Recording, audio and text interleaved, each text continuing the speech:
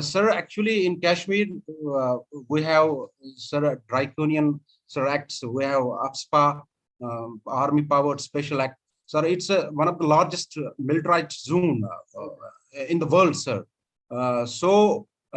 Before patriarchy, most of the panelists, most of the authors, they are talking about patriarchy, patriarchal society in India. But in Kashmir, there is, along with patriarchy, there we find uh, uh, people have been sent into the cage, especially women flock. They are the worst sufferers due to this this conflict, uh, which has been reinforced, particularly from 2019 when the Article 370 has been scrapped. And then after the state got converted into the union territory, I think women flock got mostly affected when we are comparing them into their male counterparts. Sir, the objectives of the study, sir, which I would like to highlight, to know the need for women empowerment, to highlight the issues of the present status of women and the factors contributing towards women empowerment in Kashmir, to examine critically the process of women empowerment in Kashmir. Sir, for this, I have adopted the methodology. Women in Kashmir have experienced and changed significantly over time. The present study highlights these changes, and the study has given attention to women to realize their identity, potentiality, and powers in all spheres of their lives. Empowerment is an aid to help women to achieve equality with men. Sir, there are actually, I am talking about the challenge which women are facing in Kashmir.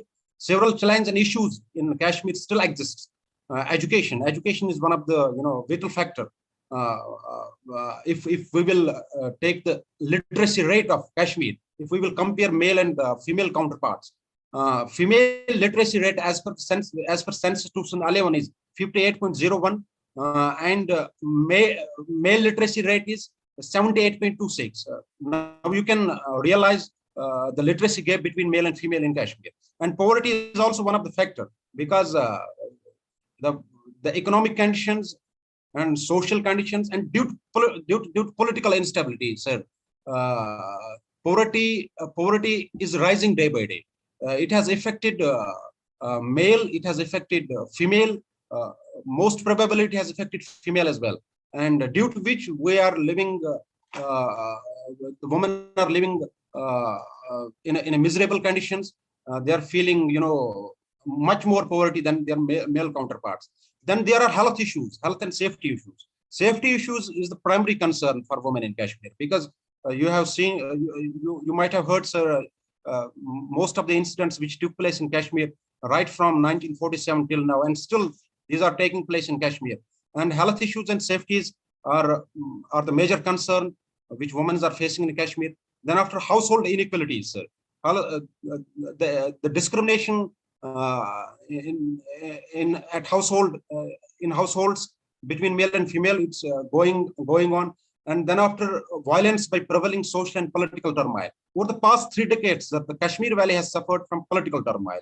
The outbreak of political turmoil, sir, in Kashmir in 1989 led vulnerable situations in 2008, sir, then 2010, 2016, during this Burhan Valley tenure. Then 2019, when the Article 370 got scrapped, it has impacted socially, economically, educationally, and politically onto the status of women in Kashmir. Then I'm coming on to the critical appraisal. Gender discrimination is on the rise due to prevailing political turmoil in Kashmir. The low participation of women in socio-economic and political activities has badly affected the process of development resultantly, and it has eroded their freedom of speech and expression. Various indicators of women empowerment are analyzed using the data from various sources. While discussing women's present status in Kashmir, the main emphasis is given to indicators like women's household decision-making, power, financial autonomy, freedom of movement, women's acceptance of unequal gender roles, freedom of movement, sir. Freedom of movement is one of the prime concern, because uh, uh, one factor, patriarchy, second factor, world's huge militarized zone. Your woman is not feeling safe when she goes outside. Her parents are feeling secured. If she will go outside, there's no social security at all. because most of the incidents have taken place right from 1947 till now. It's still going on, sir. In Kashmir, it was found that women get a lot of workload at home and they get very limited time to interact with other members of the society. It has been observed in the study that the position of women in Kashmir is low because they are dependent on their male persons and in-laws. In some of the cases, it is noted that domestic violence is still prevalent in Kashmir. Most of the women are beaten by their husbands and other family members. The reports are not coming, sir, because it's a patriarchal traditional society. That's why we have not seen the reports of domestic violence in print and electronic media quite frequently. Due to the low levels of economic status of women, the weak financial conditions of families is an important determinant of the incidence of women violence against. After analyzing the data, it has been found that household decision-making power and freedom of movement of women vary considerably with age, education, and employment. Similarly, in society, sir, the acceptance of unequal gender norms by women themselves are still prevailing. While studying women access to education and employment, it's found that gender gaps still exist in both situations. Sir, women's exposure to media is also less related to men. Women are more prone to domestic violence. This is because most of the women lack the desired level of financial autonomy, literacy, strong personality, own decision-making, family support decision-making. Thus, we see these mutually interdependent factors reinforce each other and put women in a disadvantaged position related to men. Sir, let me make it precise. Over the last 3 decades, Kashmir has been caught up into a political crisis. Violence is used by all sides in conflict, which has a profound impact on the lives of people of Kashmir. Those who suffer the most from the political instability of state and non-state actors are women. Since 1989, women continue to suffer from rape, molestation, and enforced disappearance. Sir, enforced disappearance. You know, in Kashmir, it has become the hell of widows. Widows, you will find in Kashmir, a lot of research has been conducted on half widows, but this rare concept you'll find in Kashmir, half widows. Physically, women have been tortured, physically, psychologically, socially, and economically. Violence has severely hindered their development and empowerment. Sir, let's come to the conclusion. The empowerment of women has become one of the most important concerns of the 21st century, not only at the national level, but also at the international level. In the modern era, women from all over the globe, including Kashmir, are working in every field. But a lot of issues and challenges faced by women are still prevalent, including health, economics, education, politics, domestic violence, state violence, harassment, and late marriage. Late marriage is one of the factors, sir. In the last 3 decades, they have been deprived of their rights and most vulnerable. There is a need to put an end to the sphere of violence in Kashmir that has existed for nearly 3 decades. Sir, let me make it more precise. Almost half of the world's population is female, but gender inequality is still prevalent around the globe. The greatest need of the hour is a change of social attitude to women. When women move forward, the family moves, the village moves, and the nation moves. It is essential as their thought and their value system lead the development of a good family, good society, and ultimately a good nation. So thank you, sir. Yes, thank you, sir. The next speaker I call on, before I call on, I just want to appeal to the speakers to, maintain the time, okay. So the next speaker is J. Viplav Babu. Are you here, sir? Yes, sir. Yes. I am here. Yes, sir. You can go on. Yeah. First of all, good afternoon to everyone and happy International Women's Day to one and all. I'm very sorry there is power cut actually, so there is internet issues. So I won't be able to switch on the video, though I'll be delivering whatever I have present paper. Like I would continue from where Jyoti ma'am has left. Jyoti ma'am has emphasized about women's contribution and women in environmental activism, women's contribution in environmental activism, how women has spearheading various movements. Like my paper would discuss about The title of the paper is Deconstructing Women's Role in Environmental Discourse. So the whole discourse of environmentalism pays very little or no attention to women's contribution. Now, though women has been at the forefront of environmental activism, like we have seen, Jyoti ma'am has enlisted so many present era movements, but in the past also, women has been spearheading these movements, right? Like for example, in the Green Belt movement in Kenya that happened in 1977, where Wangari Maathai has spearheaded this movement. And in the similar manner, in India also we have Chipko movement, which has been again spearheaded by a woman called Gauri Devi. And also this Apico movement, there are Narmada Valley movement, Silent Valley, Tehri Dam, all these movements actually were spearheaded by women. But what is missing is that the policy, whatever the policy has been done, it has been done by the male-oriented, male-dominated culture. It's been, primarily it's been dominated by male.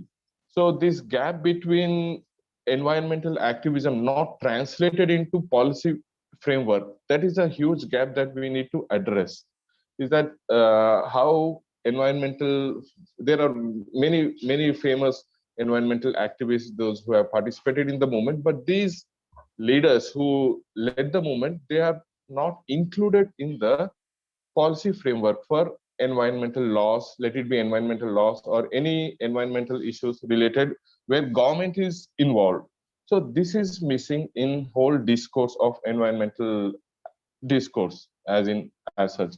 So this paper primarily focuses on this, how women has been spearheading environmental activism, but this activism is not translated. Why? Because this is all has to do with the patriarchy setup that has been laid down right from ages, right? So there's a culture of silence and negligence of women's voices. Women has been silenced and also negligent, has been neglected in every sphere. Like her voice is not heard, though women have time and again they have tried to raise voice through various movements, but there's a still gap in the policy framework. So this whole paper is, we have a concept of there are ecofeminists. Ecofeminists again, they take a very radical view of how man has been the sole, destructor. Man destroys nature, thereby by nature woman is also being destroyed. So woman plays a very pivotal role. If we destroy nature, that means where woman has been destroyed practically. Like Jyoti ma'am has emphasized that woman has this inherent qualities of nurturing, of how to bring about a child in that is translated from an inherent qualities to a nature. She can easily apply, she can easily translate her inherent qualities to the protection of nature and environment, right? And finally, I would keeping the time in frame, so I will just end my paper by quoting Vandana Shiva, who is one of the famous environmental activists of India. She says that the culture of violence against nature and against women is inbuilt and is a very often perceived both without questioning. So there has been no questioning. That's what she points out, that there has been no questioning about this culture of violence against nature and against women. So this, by destructing nature, you are causing a destruction to the woman, or it's vice versa. So this whole paper revolves around this, how women's voice has been suppressed in various global platforms, though Brundtland report and everything was included, but it's not translated again in the policy framework. So this paper is basically talks about this one. Thank you for giving me opportunity. Hope I stuck with my time limit. Thank you a lot. Thank you, sir. The next speaker, I'd like to call upon Mohammad Rafi Rahimi. Are you here, sir? Good afternoon. Do you have my voice?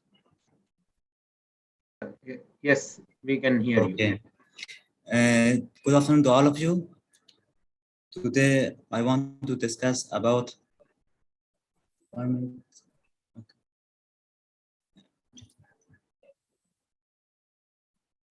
Afghan women, Republic, and Emirates, assessing the multidimensional aspects, especially the economic empowerment of Afghan women for the last 2 decades under the Taliban government. Presented by Muhammad Rafi Rahimi, research scholar and PhD candidate, under the guidance of Professor Prabhakar Sir, professor and faculty member of Commerce and Management Studies, Andhra University. And I want to indicate this one, Republic, it indicates to previous government of Afghanistan, and Emirates, the current and present government of Afghanistan, it means Taliban. Introduction. You can understand the progress and development of a society not by the skyscrapers buildings, but the position and value of the women in the society. Afghan women's rights in the last 2 decades under the Republic period by the support of United States of America and the North Atlantic Treaty Organization NATO counts a big achievement. So in this context, we investigate the socio-economic, demographic, and living conditions because women constitute half of our society and their progress has important effects on whole the nations. By their side by side helping the women, our country will move forwards and getting more powerful, and because Afghanistan is at least developing countries will move to developing and finally developed country, and this is not possible without giving parts and considering women's power. So here we want to transfer power from single sexuality and discrimination to a democratic society. As the result of these attempts in the year 1975, International Organization declared the Decade of Women. Also, a story indicates among all existing groups in the society or a country, the women suffered the most in the course of time, banned from many activities and politics and social activities, sport, education, and so on. Also, in this regard, Afghan women also weren't exempt from these all problems, and sometimes even worse. And it was bigger. The challenge mentioned above. In Afghanistan, women are with the victims of culture, religious, region, and political and economic subordination. About meaning and definition of empowerment. The word empowerment is new concept. It means delegate, enable, or authorize, and for the first time used in 17th century. And in definition, we can say the granting of power or rights or authority to someone to perform various activity or to do something. Or according to World Bank definition, empowerment means to enhance the capacity of an individual or a group to make purposive choices or to transform those choices into desired actions and outcomes. Types of empowerment. According to various sources, there was different types of empowerment, and the most important types as social empowerment, educational empowerment, political empowerment, and economic empowerment. Social empowerments indicates to empowering of the society or the community of the people to take decision freely and independently. And educational empowerments, as we know, seeking knowledge and and granting power to the society to know about their rights and obligations in a better manner. And political empowerments, we can say political empowerments show the power structure of a society, how the men's involved in the political context of a country. And economic empowerment, and in this aspect, we can say about financial independence of the people of the society or community, and how the male and female they're running their lives, and about self earnings and so on. Afghan women and republic. The uniqueness, remoteness, and commitments of the people to traditional all leads to different ideologies. And if we go through a story of Afghanistan, some kings or some groups try to bring women in center of focus, but faced many challenges and problems. Even they lost their political power. For example, King Amanullah Khan, who got our independence from British, he sent Afghan girls to European countries and encouraged the girls. Also, he campaigns against the veil or hijab, but he couldn't achieve their goals because, as I mentioned here, the tribal leaders and especially mullahs, administrations, scholars stood against them and encouraged the people to topple the government. And without Amanullah Khan, we have before that Amir Abdurrahman Khan and Habibullah Khan, were influenced by Mahmud Darsi liberal theory. He opened and established girls' schools in Kabul. And all these people, they faced many challenges and problems because of the traditional view and tribal leaders' power. In late 2001, after the fall of the Taliban government and the formation of new government under the name of Republic, countless aids followed into various sectors and also worked on women's empowerment. For the first, also we can say many public and private sectors to invest and they focus on women empowerment.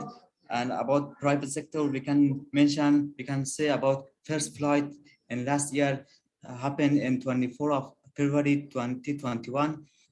First flight with all female crew from Kabul to Herat and vice versa. Here also I mentioned I attached the photo. And also it's noteworthy to mention about robotic girls team got different awards from international competition, and recently robotic girls teams came second out of 88 countries in the PCP, the change world competition among different countries, including European, Asian, and American. And Afghan women was they witnessed a significant progress in all aspects of life, as about enterprises, also small, medium, and large production enterprises, all, and they play an active role at various levels of management, from the presidency to a small task in a company or in factory. And also government hold numerous exhibition inside and outside of the country, conferences, vocationals, technical training programs, facilities, and so many, also financial supports and establishing women's institutions. The first thing was Ministry of Women's Affairs, was the first institution formed to restore women's rights and eliminate discrimination and problems with the forming of the new government. It means republic. Besides that, first time women's entrepreneurs founded leading entrepreneurs for Afghanistan developing in 2013. And after 4 years, they changed it to Afghan Women's Chamber of Commerce and Industry, as with the agreement of Supreme Economic Council of Islamic Republic of Afghanistan, chaired by President Muhammad Ashraf Ghani Ahmadzai. After according to Afghan Women Chamber of Commerce and Management reports, there were 2,421 businesswomen, and out of 2,421 businesswomen, most of them they worked in Kabul, Herat, Balkh, Kandahar provinces, and the number of women in informal business generally about 54,539 businesswomen, and all these formal and informal businesswomen, they create 130,000 jobs in the country. Also, I attached the Afghan girls robotic team. They got many achievements in private, as I mentioned at first. And Afghan women were involved in these areas such as IT service, consultancy, training service, construction of roads, buildings, bridge making, carpet, health service, retail shops, restaurant, jewelry design, travel agency, media, advertising service, handicraft, food processing, agriculture products, and education sectors. And now we want to discuss about Emirates, it means Taliban.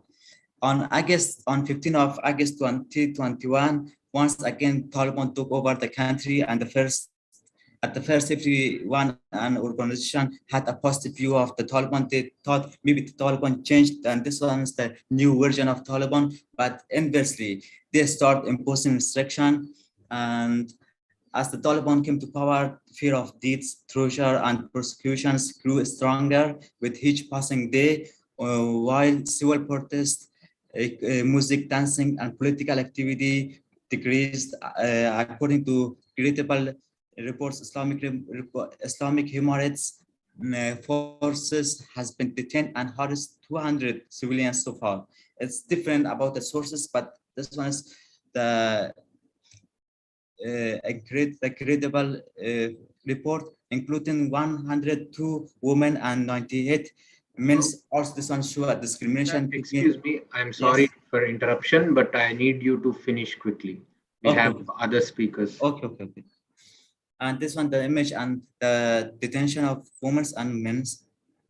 And conclusion, also we can say from the third time the Taliban took over till now, they arranged just one exhibition at Kabul Continental Hotel, and many also we can mention many women entrepreneurs, they leave Afghanistan when the Taliban regained the power, and few of them they remain in Kabul and Afghanistan. They participate to that event in that exhibition, and also it was good news. Yesterday also there was exhibition in western part of Afghanistan, Herat province, and many Afghan women go to participate on that. Conclusion, we can say this study investigated the Afghan women's status, especially in economic aspects, and 2 decades of republic and 6 months of Taliban government. And it's noteworthy to mention that it's so early to judge and analyze about the Taliban behavior and attitudes toward society and women. About suggestion, we can say about, as per evidence, in the last 6 months, international organizations, especially United Nations, UN, have had their own impact on the decision-making of Emirates leaders to change their attitude toward women, and they can induce the Taliban to respect the women's rights. Countries of the world can prohibit recognition of the Taliban until they respect fundamental human rights. And the third suggestion, powerful countries in the world can appoint a special commission to oversee women's rights, to maintain women's rights in Afghanistan. And the last suggestion, currently the leaders of the Islamic Emirates are interested in cooperating and interacting with the countries of the world. Okay, this one's the last. Okay. This issue can be point to encourage them to accept and implement the basic rights of the people. Thank you so much, and happy Independence, happy Women's Day. Thank you.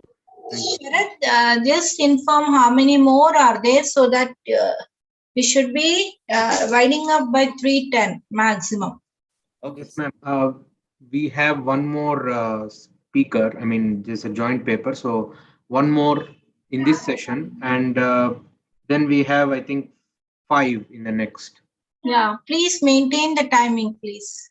Okay. Okay, Sharat. Yes, I now call upon Kalyani Kumari and or Rupashri Mukhopadhyay. It's a joint paper, so. Yes, sir, I am there. Okay, please go on. Yes, sir.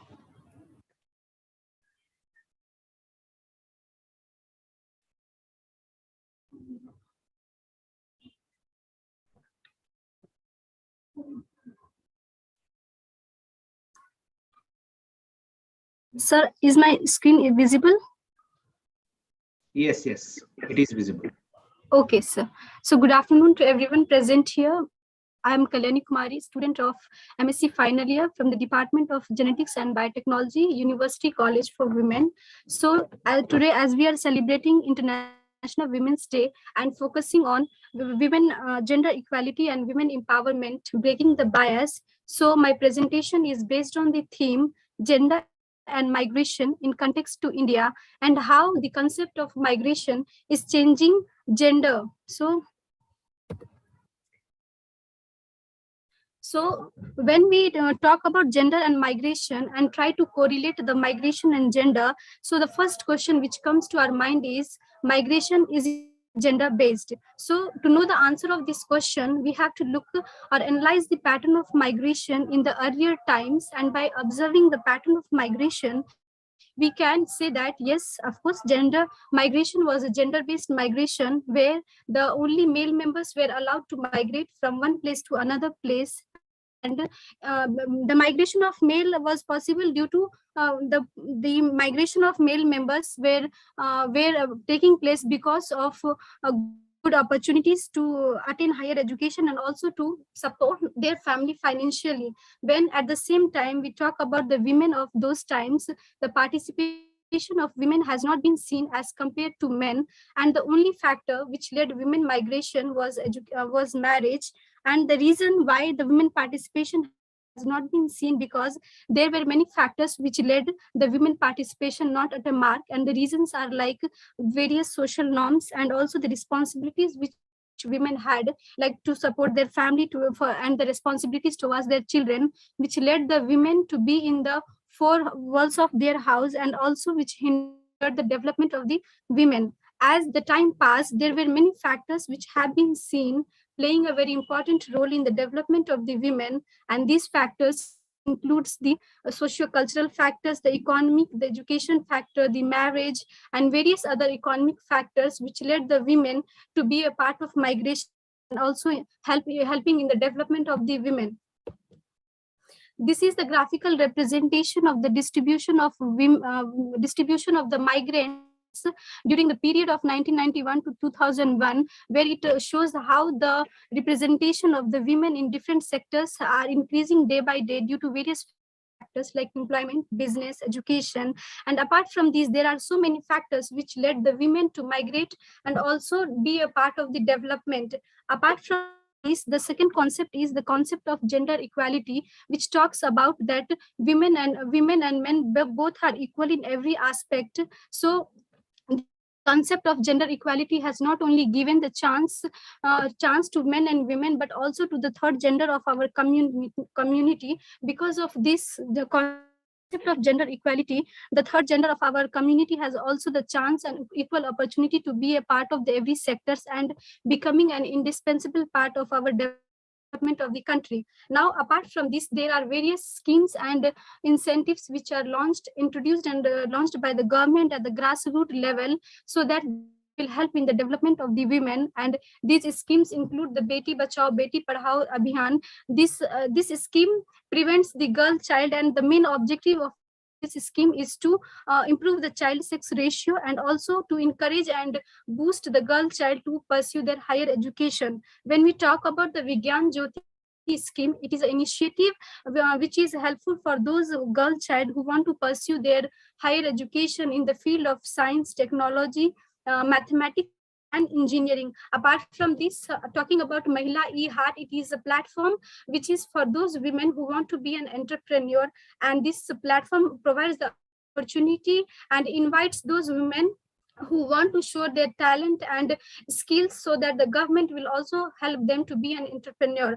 Apart from this, there are so many schemes like the Women Entrepreneur Platform, National Crack Scheme, and also the scheme for adolescent girls. Apart from this, now I would like to highlight the importance and implications of these schemes and factors which led the development of the women. So in 2010, according to the census of India, it has been estimated that 309 million migrants were estimated, in which 218 million migrants were female and only 81 million migrants were male. So when we compare the ratio of male to female, we come to know that the female migrants are more in number when compared to men.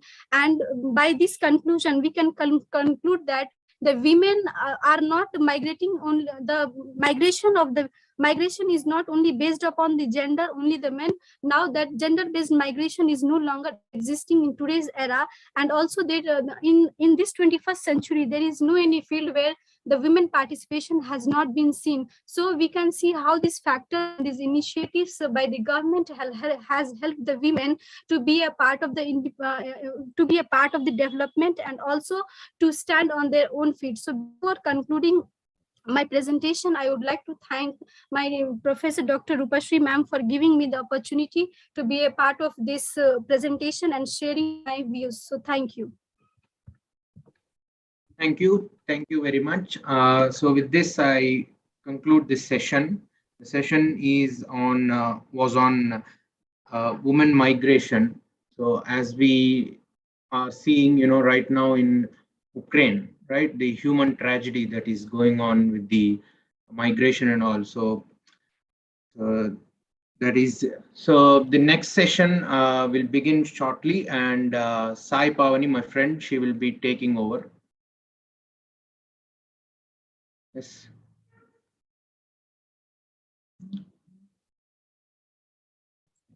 Yes, thank you. So next session, I will first call out the names of the next session speakers. Please respond.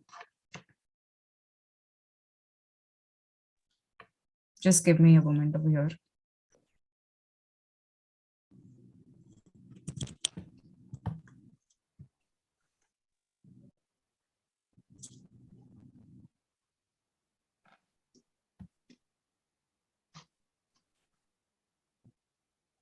Session 4 speakers. I mean, the session 4 is about gendering COVID-19 pandemic. So the first speaker will be Jaya Chowdhury and Dr. Rashida Attar. Are you present? Please respond. Yes. Yeah, you can go ahead with the session. You can start the session now. Hello.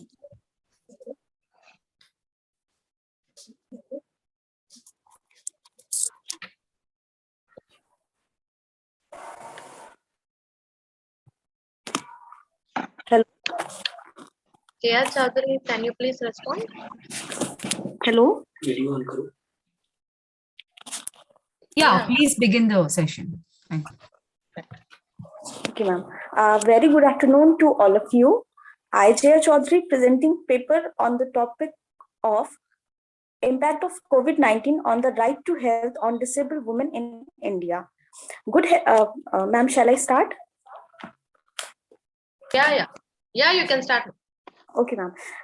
Good health is vital for maintaining an acceptable quality of life. It is an essential component of all development work, and a multilateral linkage exists between health, social, culture, economical, and political spheres. Health is an important factor that not only contributes to human well-being but also aids in economic growth globally.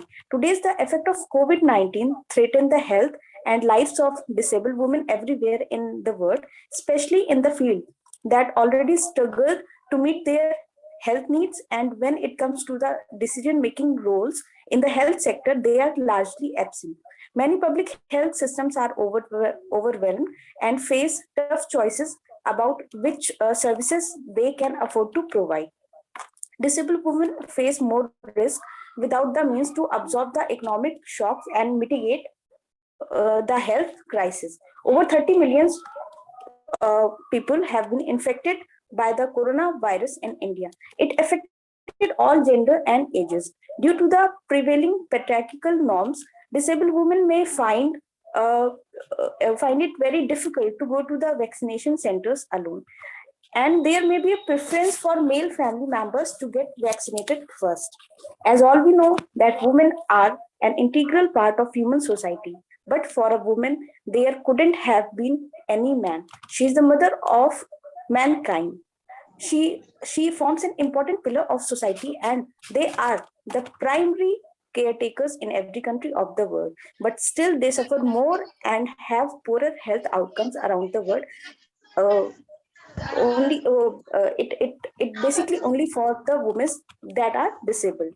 In India, there are 11.8 million women are suffering from disabilities, and with that, they are suffering from the challenges. Excuse me, Srinikila, please mute your mic. Excuse me, Srinikila. And marginalization in their routine life. They are not Srinikila, please mute your mic. Excuse me. Thank you. Sorry for that. Please go ahead. It's okay, ma'am. They are not considered to be a woman enough and routinely discriminated against or abused and harassed. They face barriers in various aspects of life, and this gets heightened during the current crisis of COVID-19. They are at a greater risk of fatal consequences of contracting COVID-19 because of the weaker immunity system or pre-existing pre-existing conditions, and even when they suffer from menstrual hygiene, it is still a taboo in our society. Many of the products like sanitary pads, napkins, etc., are inaccessible to many in rural India. That also affects the health of a disabled woman. So it is necessary for a disabled woman to take necessary action to improve health indicators and providing health care for all. Improving disabled women's conditions health require a strong and sustained commitment by government and other stakeholders, a favorable policy environment, and well-targeted resources. Long-term improvement in education and employment opportunities for women will have a positive impact on the health of women and their families. And if we see in the short term, significant progress can be achieved by strengthening and expanding essential health services for our disabled women, improving policies, and promoting more positive attitudes and behavior towards the disabled women's health. The exclusion experienced by women with disabilities regard to health is not a simply a woman issue or a woman with disabilities issue, but a social issue that actually requires the active participation of men, women, girls, and boys. And this can be described as a gender development rather than women in development. Thank you, ma'am. Thank you. The next speaker will be Dr. G. Vijayalakshmi and B. Lavanya. Yeah, Pavani, I'm here. Lavanya madam will present. Okay, ma'am, go ahead. Lavanya ma'am? Yeah. Dr. Yeah, B. Lavanya, sorry. Ma'am, you can start, ma'am. Kindly start, ma'am. Yes. Yes. Shall I open the presentation, ma'am? Yeah, kindly start, ma'am. Yes. Okay, ma'am. Right.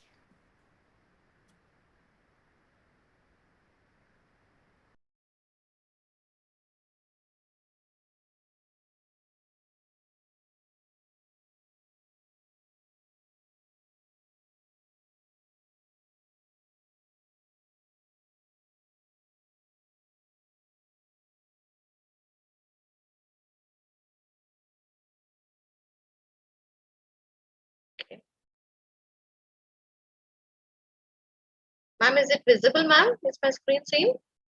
Yeah, it's visible, ma'am. Kindly. Yeah, 1 second. I don't know. Any settings I need to change, ma'am? Yes, ma'am. You can just increase that. Yeah, I think now it is fine, ma'am. Yeah, it's fine, ma'am. Just select on the particular slide, ma'am. Yeah, okay. Right. Right from the beginning. Right from the beginning. You can select on right from the beginning. Yes, ma'am. To me, the first slide is seen. Is it not the same, ma'am, with you No, all? I don't know why it's not coming here. Let me Ma'am, check. I can see the first slide, ma'am, in my system. No, I'm unable to expand that screen, ma'am. 1 second. Oh. In my laptop, it's coming only to the off part, ma'am. I think, if ma'am, better you can share it. Yes, ma'am. You can. I will stop sharing, ma'am. Okay. Right, ma'am. Yeah, ma'am. Ma'am, please share, ma'am. Yeah, 1 second, ma'am. Okay.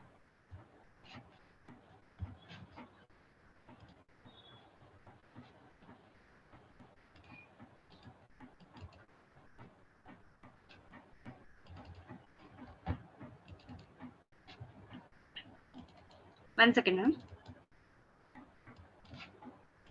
Okay, ma'am.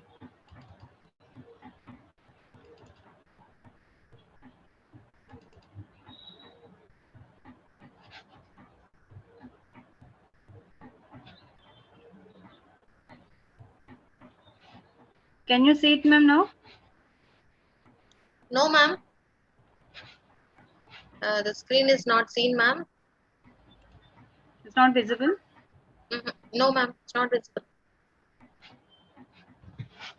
I think better you can start, Vijaya, instead of wasting the time.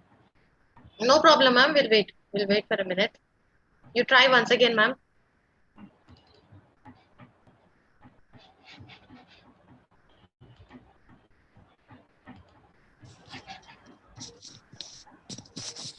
Ma'am, in your laptop, you reduce the percentage. On the right side bottom, you will be finding the percentage view. You reduce it. It will be visible full screen. Yeah, 1 second, ma'am. Windows.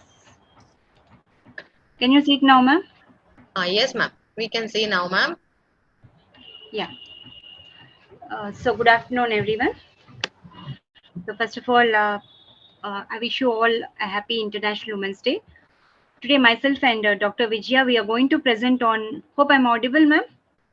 Yes, ma'am, you're audible, ma'am. Yeah.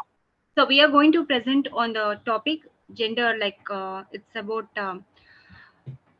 one second. Role of women during gendered vaccination, a focus on pandemic COVID-19 situation. And we all know that the gender equality in India has been the most important aspect, and it is related with the health indicators, literacy levels, employment data, economic independence, and several other factors. And during COVID-19 pandemic, when we take up this issue, it has become a very important aspect. And we also see that when we are looking at the percentage of women, there have been like what are the statistics of who are the women who got vaccinated in the world scenario. It is observed that almost 46% of women population have been vaccinated. And again, in this, there are various categories of women, like we can see the pregnant women, caregivers, frontline workers, young mothers, and also the many other categories of the women, right from like we have the teenagers up to the middle age, and also most of them got vaccinated. But we see that most of the women got neglected in health matters due to multiple reasons. And in particular, pandemic situation, we find that there was a lot of gap in vaccination drive. And many efforts have been done by the governmental organizations, and also by the government organization and non-governmental organization, to create awareness to women about this vaccination drive, to sensitize them on various aspects of vaccination, and also to remove various myths and negative notions about the this concept of vaccine. And but in spite of that, we see that the percentage was very less during this period. And women can be really empowered at such situation when we look at this, that there are many social barriers which can really help in the betterment of the society for the future generations. So all these barriers has to be removed. And as long as a virus continues to be prevalent, we see that inclusive role of the women in decision making and other aspects have to be addressed. And there are several discussions and numerous studies have shown that the severity of COVID-19 differs among the social, economic, and biological categories during the pandemic. Similarly, vaccinations effects may differ along the same dimensions. We also, like for example, the research studies and ourselves also observed that the impact of vaccines varied from person to person, individual to individual also. It has been observed that women appear to have greater side effects than males, and both genders have typical side effects such as fever, bodily pains, and other things. But apart from that, we also found that women are additionally suffering from other menstrual and hormonal changes also, apart from the above features. So another interesting aspect is that majority of the negative impacts reported primarily experienced by women is that there was a lot of difference between the different kinds of vaccinations they have taken, and also there were also variations in the first dosage and the second dosage. Next important aspect is that these are some of the statistics where we can see that how the several dimensions can be observed here in physical access, about the information, about the gender norms, and other important aspects which have to be taken into consideration. And when it comes to the India, it is observed that nearly 5.7% more than men, or that is more than women, we can see that there was a difference in that, and this gap has to be filled. And also we can see here that this data among all the states in the union territories, particularly the Andhra Pradesh, Kerala, Chhattisgarh, and Mizoram, where more women were vaccinated than men. So these statistics show that there is a variation among the states in the process of vaccination, and also in the percentage of the vaccination. And these are some of the drives that were conducted, and from we can clearly observe from this diagram, that is from Jan 21 2021 up to July 21, there is a increase in the level of vaccination. And there was also when we compare with the men and the women, the vaccination drive is picking up in mostly in the April phase, and men have been getting more doses than the women. And then another important is that there is a widening gender gap also. So when we are looking at the concept of vaccination, also due to several misconceptions, myths, and health issues, also this vaccination drive was a little lesser among the women when compared to the men. Even though there has been no concrete study conducted, many women have taken their complaints online about the vaccine impacting their menstrual cycle. So some said that when they have taken the vaccination, there is a heavy bleeding, and also other significant gynec problems, and due to which most of the women were hesitant to take the vaccination. And a group of reproductive women who had contracted COVID were also investigated in a recent study, and it was discovered that 72% of women had no change in their menstrual cycle. The remaining women had varying occurrences in prolonged cycle and other cyclic problems. And other important elements which are like stress, lifestyle changes, have been directly related to the menstruation fluctuations. Coping with the stress of lockdowns and social isolations could be one of the explanations, but we can't rule out the possibility of vaccination connection also. So this was a situation where multiple things were having impact upon the lifestyle of the women, about the psychology of the women, and also we also can see the it has not only impact on the physical and mental health of the women. Apart from that, we can see the changes that were taking place in the attitude of women towards vaccination also. uh, on other hand, we can see that there has been increase in vaccine reluctance among the women, as most trials disregard the interaction between the medications and the gender. Well, the COVID vaccine trials did see equal representation of women in most common vaccines, but it is also we can see that when we are coming to the vaccine trial or clinical trials, men used to represent the entire humanity, with women being sidelined. So most of the experiments also show that men were were not ready to accept these vaccination. And not only do women recognize the limitation of study on the side effects that women suffer, but they also have a high level of mistrust in the type of research that has been being conducted. Despite the inclusion of these women in these vaccine trial phases, the structure and design remained exclusive. There were no reports on adverse effects, secondary outcomes, or the discontinuation of rate according to the gender. And one more important aspect is that when we are looking at the pregnant women and other women, there is also again there was a lot of misconception among that, and most of the groups also were not ready to take the vaccination. And the center said to the media that the pregnant women must taking vaccines against COVID-19 without any hesitation, as all scientific studies are now in favor of pregnant women getting vaccinated. So all these studies are very, very important, and scientifically it is proved that whether the women are pregnant or whether it is during the menstruation phase, the women can take vaccinations, and maybe the side effects may be a little bit more than the present situation. But when compared to the earlier studies, it was said that there is no risk factor in taking the vaccination. Pregnant women and other breastfeeding mothers have a reason to be concerned, especially since pregnant mothers were not included in any one of these trials. So when it comes to the trials, also trials were made on general and ordinary women. So even these trials became also hurdle in the most of the vaccination part. Another study that looked into the various causes such as refusal also indicated that many people believe that vaccine will cause more harm than good and will fail to work due to lack of advocate research, and also because other pregnant women or family members advise them against it. So here we see that some of the families were also discouraging, and some of the even the society, some of the studies which were taken prior also were having a hurdle in this process. And this is again another statistical study which is conducted in September 2021. Similarly, we see that women of reproductive age have serious concerns regarding infertility, which has recently become yet another reason to refuse the vaccine. Women are becoming more concerned about the infertility information that suggests vaccines may interfere with the female reproductive system, and that antibodies generated by the vaccine will begin attacking because the COVID-19 spike protein has structural similarities with other vaccines.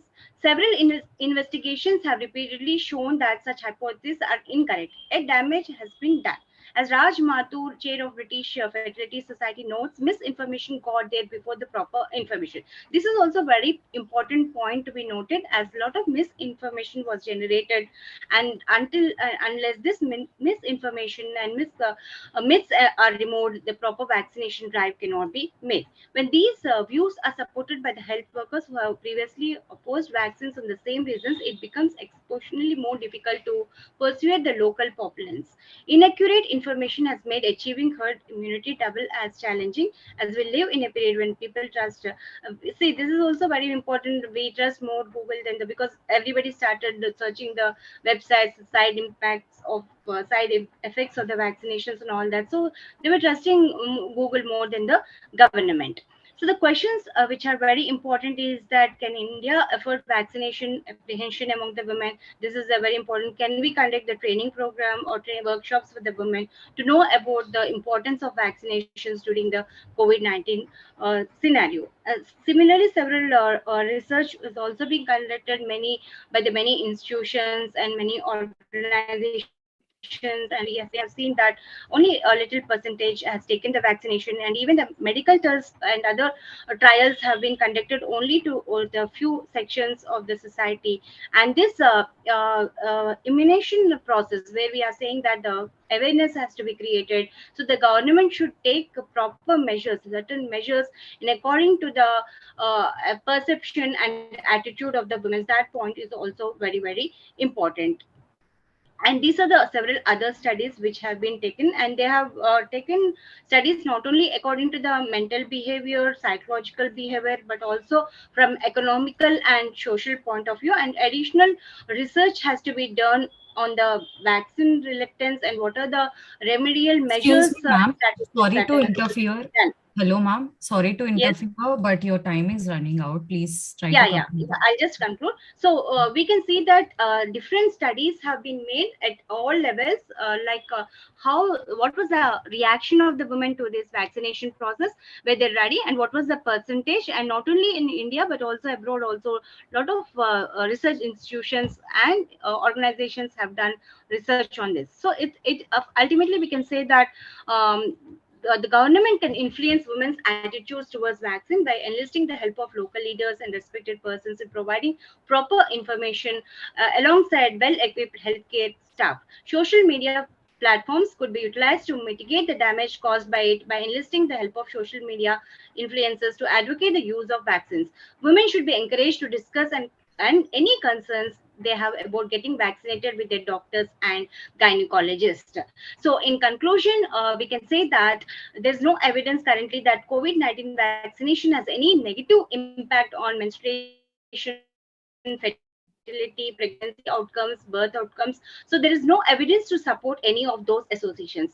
And so it makes good sense for women to get COVID vaccinated, particularly because there is much better evidence that COVID infection adversely affects the risk of outcomes, birth outcomes, and other mortality aspects. So science is one of those things that just keeps evolving. There's more and more information that comes over time, especially with this pandemic. So we get more and more data about vaccination and its impact on all these aspects, and we see that every woman is vaccinated. Thank you. Thank you, ma'am. Thank you, ma'am. Thank you, Lavanya, ma'am. Yeah, thank you. Moving on to the next presentation, do we have Sana Jabin over here? Sana Jabin, please respond.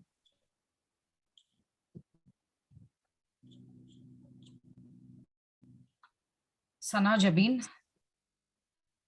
Okay, we'll take up Manisha instead of Sana Jabin in her place. Manisha, if you're there, please respond. Yes, I'm there. Yeah, go ahead with your presentation. Yeah. Just a second.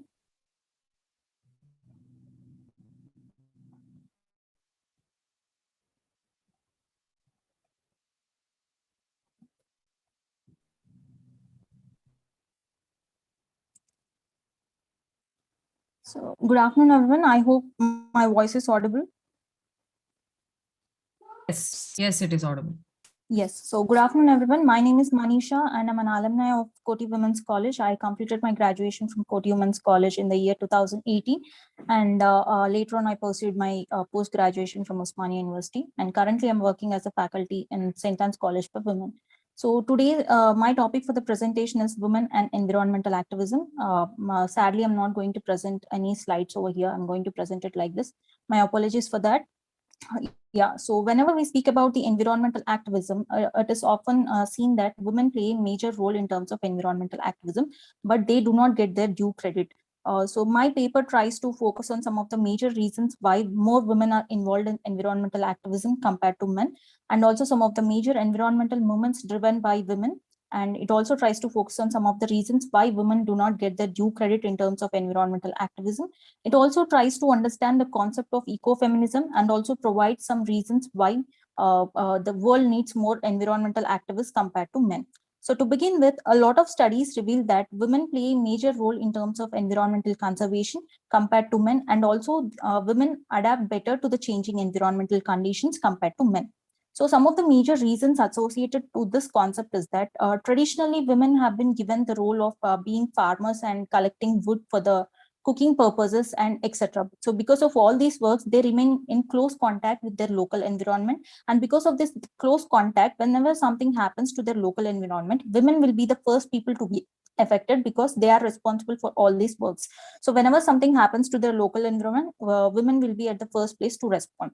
And second reason is that since women give birth, they are naturally and biologically very caring in nature. And because of this very caring nature, when something happens to the environment, so they are naturally inclined to defend their local environment. Women are naturally inclined.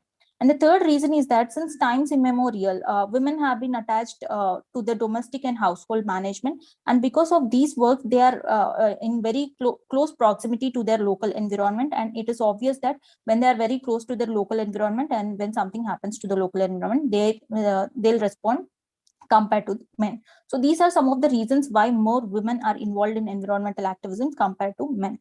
So we have some major movements that are driven by women. There are many movements, but I try to focus on some of the major movements. So the first movement that comes to our mind whenever we speak about the environmental activism driven by women is that the Chipko movement.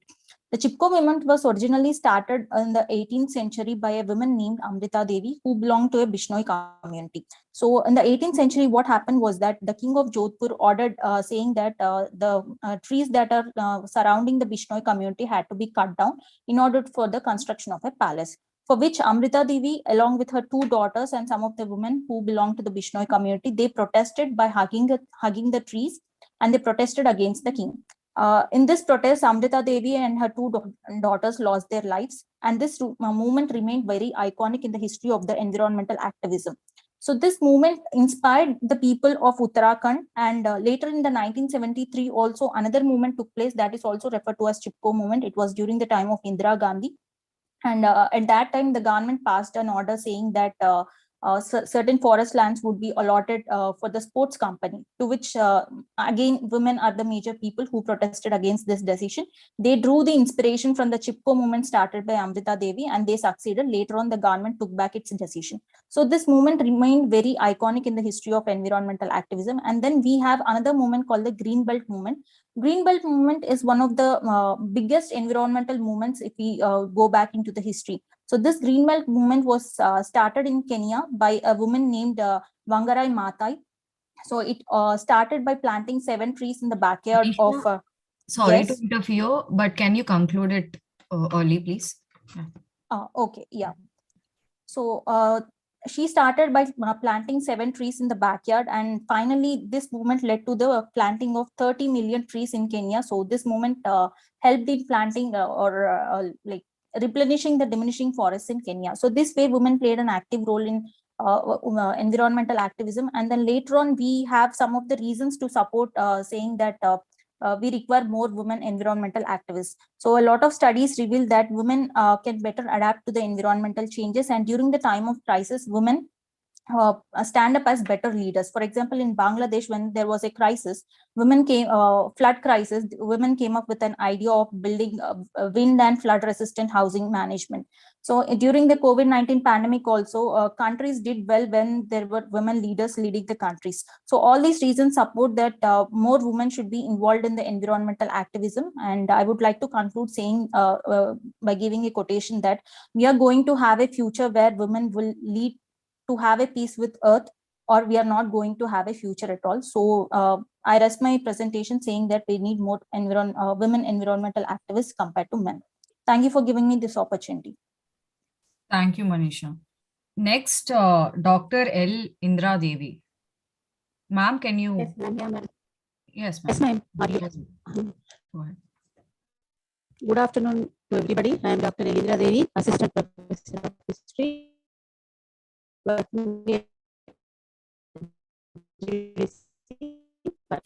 Ma'am, actually, can you check your connectivity? A lot of disturbance is there.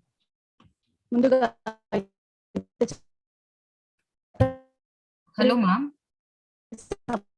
Indra, ma'am, we cannot hear you. A lot of echo is there.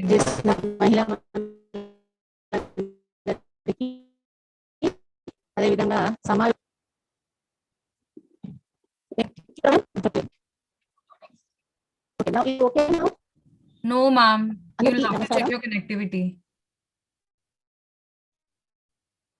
Connection is okay, ma'am. Please try going to a different place and talk from there, ma'am. We are not able to hear. Okay.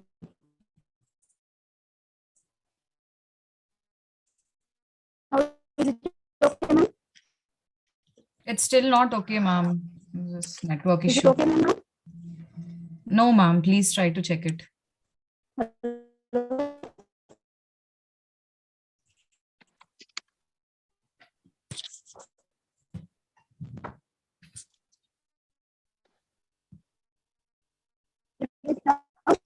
Now okay. No, ma'am.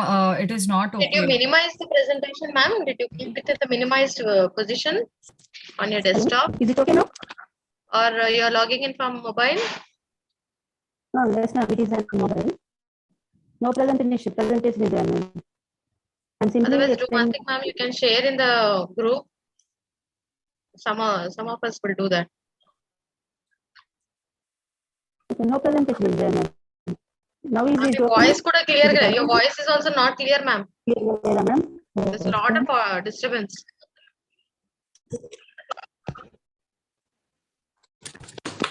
Now is it okay, ma'am? Hello? Your Yeah, audio now is okay. I think it's fine. Your audio is fine, Is ma'am. it okay? Yeah. Yes, ma'am. Okay, ma'am. Continue, yes, ma'am. Okay. Gendering issues మీద నా topic madam. జనరింగ్ issues మీద ముఖ్యంగా Covid మన సమాజం ముందు అనేక సమస్యలని విసిరింది. వీటిలో ముఖ్యంగా ఇంతకుముందు మనం ఎప్పుడు కనీ విని ఎరగనటువంటి సవాళ్ళను ఎదుర్కోవాల్సినటువంటి పరిస్థితి ఏర్పడింది. వ్యక్తికి మధ్య ఉన్నటువంటి సంబంధాలు, అదేవిధంగా కుటుంబానికి సమాజానికి అన్ని కూడా చెల్లాచెదురైనటువంటి పరిస్థితులు మనకు ఏర్పడ్డాయి. ఒకనప్పుడు రోగి ఎవరైనా ఉన్నట్టయితే శారీరకంగా మానసికంగా వాళ్ళని ఏ విధంగా సఫర్యలు చేద్దాము, ధైర్యం చెప్దామనేటువంటి దూరం నుంచి బయటికి రావాల్సినటువంటి పరిస్థితి వచ్చింది మనకి కోవిడ్ వలన. ఇలాంటి సమస్యలన్నీ కుటుంబానికి ఎదుర్కొంటే దీనికి తోడు అదనంగా మరికొన్ని సమస్యలని స్త్రీలు ఎదుర్కోవాల్సి వచ్చింది. ముఖ్యంగా వర్క్ హోమ్ నేపథ్యంలో భర్తలు ఇళ్లలో పనిచేయడం, తాము కూడా ఉద్యోగులు అయితే తాము కూడా ఇళ్లలో పనిచేయాల్సి రావడం, స్కూళ్లకు పిల్లల్ని పంపించాల్సినటువంటి పరిస్థితి లేకపోవడం వల్ల స్త్రీలు మరింతగా ఒత్తిడికి గురైనట్టు మన నిన్నటి నుంచి జరుగుతున్నటువంటి ప్రజెంటేషన్ లో చూస్తూనే ఉన్నాము. ఈ నేపథ్యంలో అసలు ఈ విధమైనటువంటి లింగ సమస్యలు స్త్రీలు ఎందుకు ఎదుర్కోవాల్సి వచ్చింది అనేది చారిత్రక దృక్కోణంలో నేను చూడదలుచుకున్నాను ఒక చరిత్ర అధ్యాపకురాలిగా. ముఖ్యంగా భారతదేశ చరిత్రలో మొట్టమొదటి నాగరికత అయినటువంటి సింధు నాగరికతను కనుక పరిశీలించినట్టయితే మనకి పురావస్తు తవ్వకాల్లో అనేక మాతృమూర్తుల యొక్క బొమ్మలు లభించాయి. మాతృదేవతారాధన ఉన్నట్టు మనకు తెలుస్తుంది. మాతృస్వామికి వ్యవస్థ ఆనవాళ్ళు మనకు ఆనాటి నాగరికతలో కనిపిస్తాయి. కానీ ఆ తర్వాత వచ్చినటువంటి వేదయుగాన్ని కనుక పరిశీలించినట్టయితే మాతృస్వామ్య వ్యవస్థ స్థానంలో పితృస్వామ్య వ్యవస్థ ప్రారంభమైనటువంటి ఆధారాలు మనకు లిఖితపూర్వకంగా దొరుకుతున్నాయి. తండ్రి కుటుంబ పెద్దగా కొనసాగడం ఉన్నప్పటికీ కూడా వేదాల రచనలో గార్గి, మైత్రేయి వంటి స్త్రీలు పాలు పంచుకోవడాన్ని మనము గమనించవచ్చు. అంతేకాకుండా వేదయుగంలో ముఖ్యమైనటువంటి రాజకీయ సభ అయినటువంటి సమితిలో పురుషులతో సమానంగా స్త్రీలు కూడా పాల్గొనడం అనేది మనకు కనిపిస్తుంది.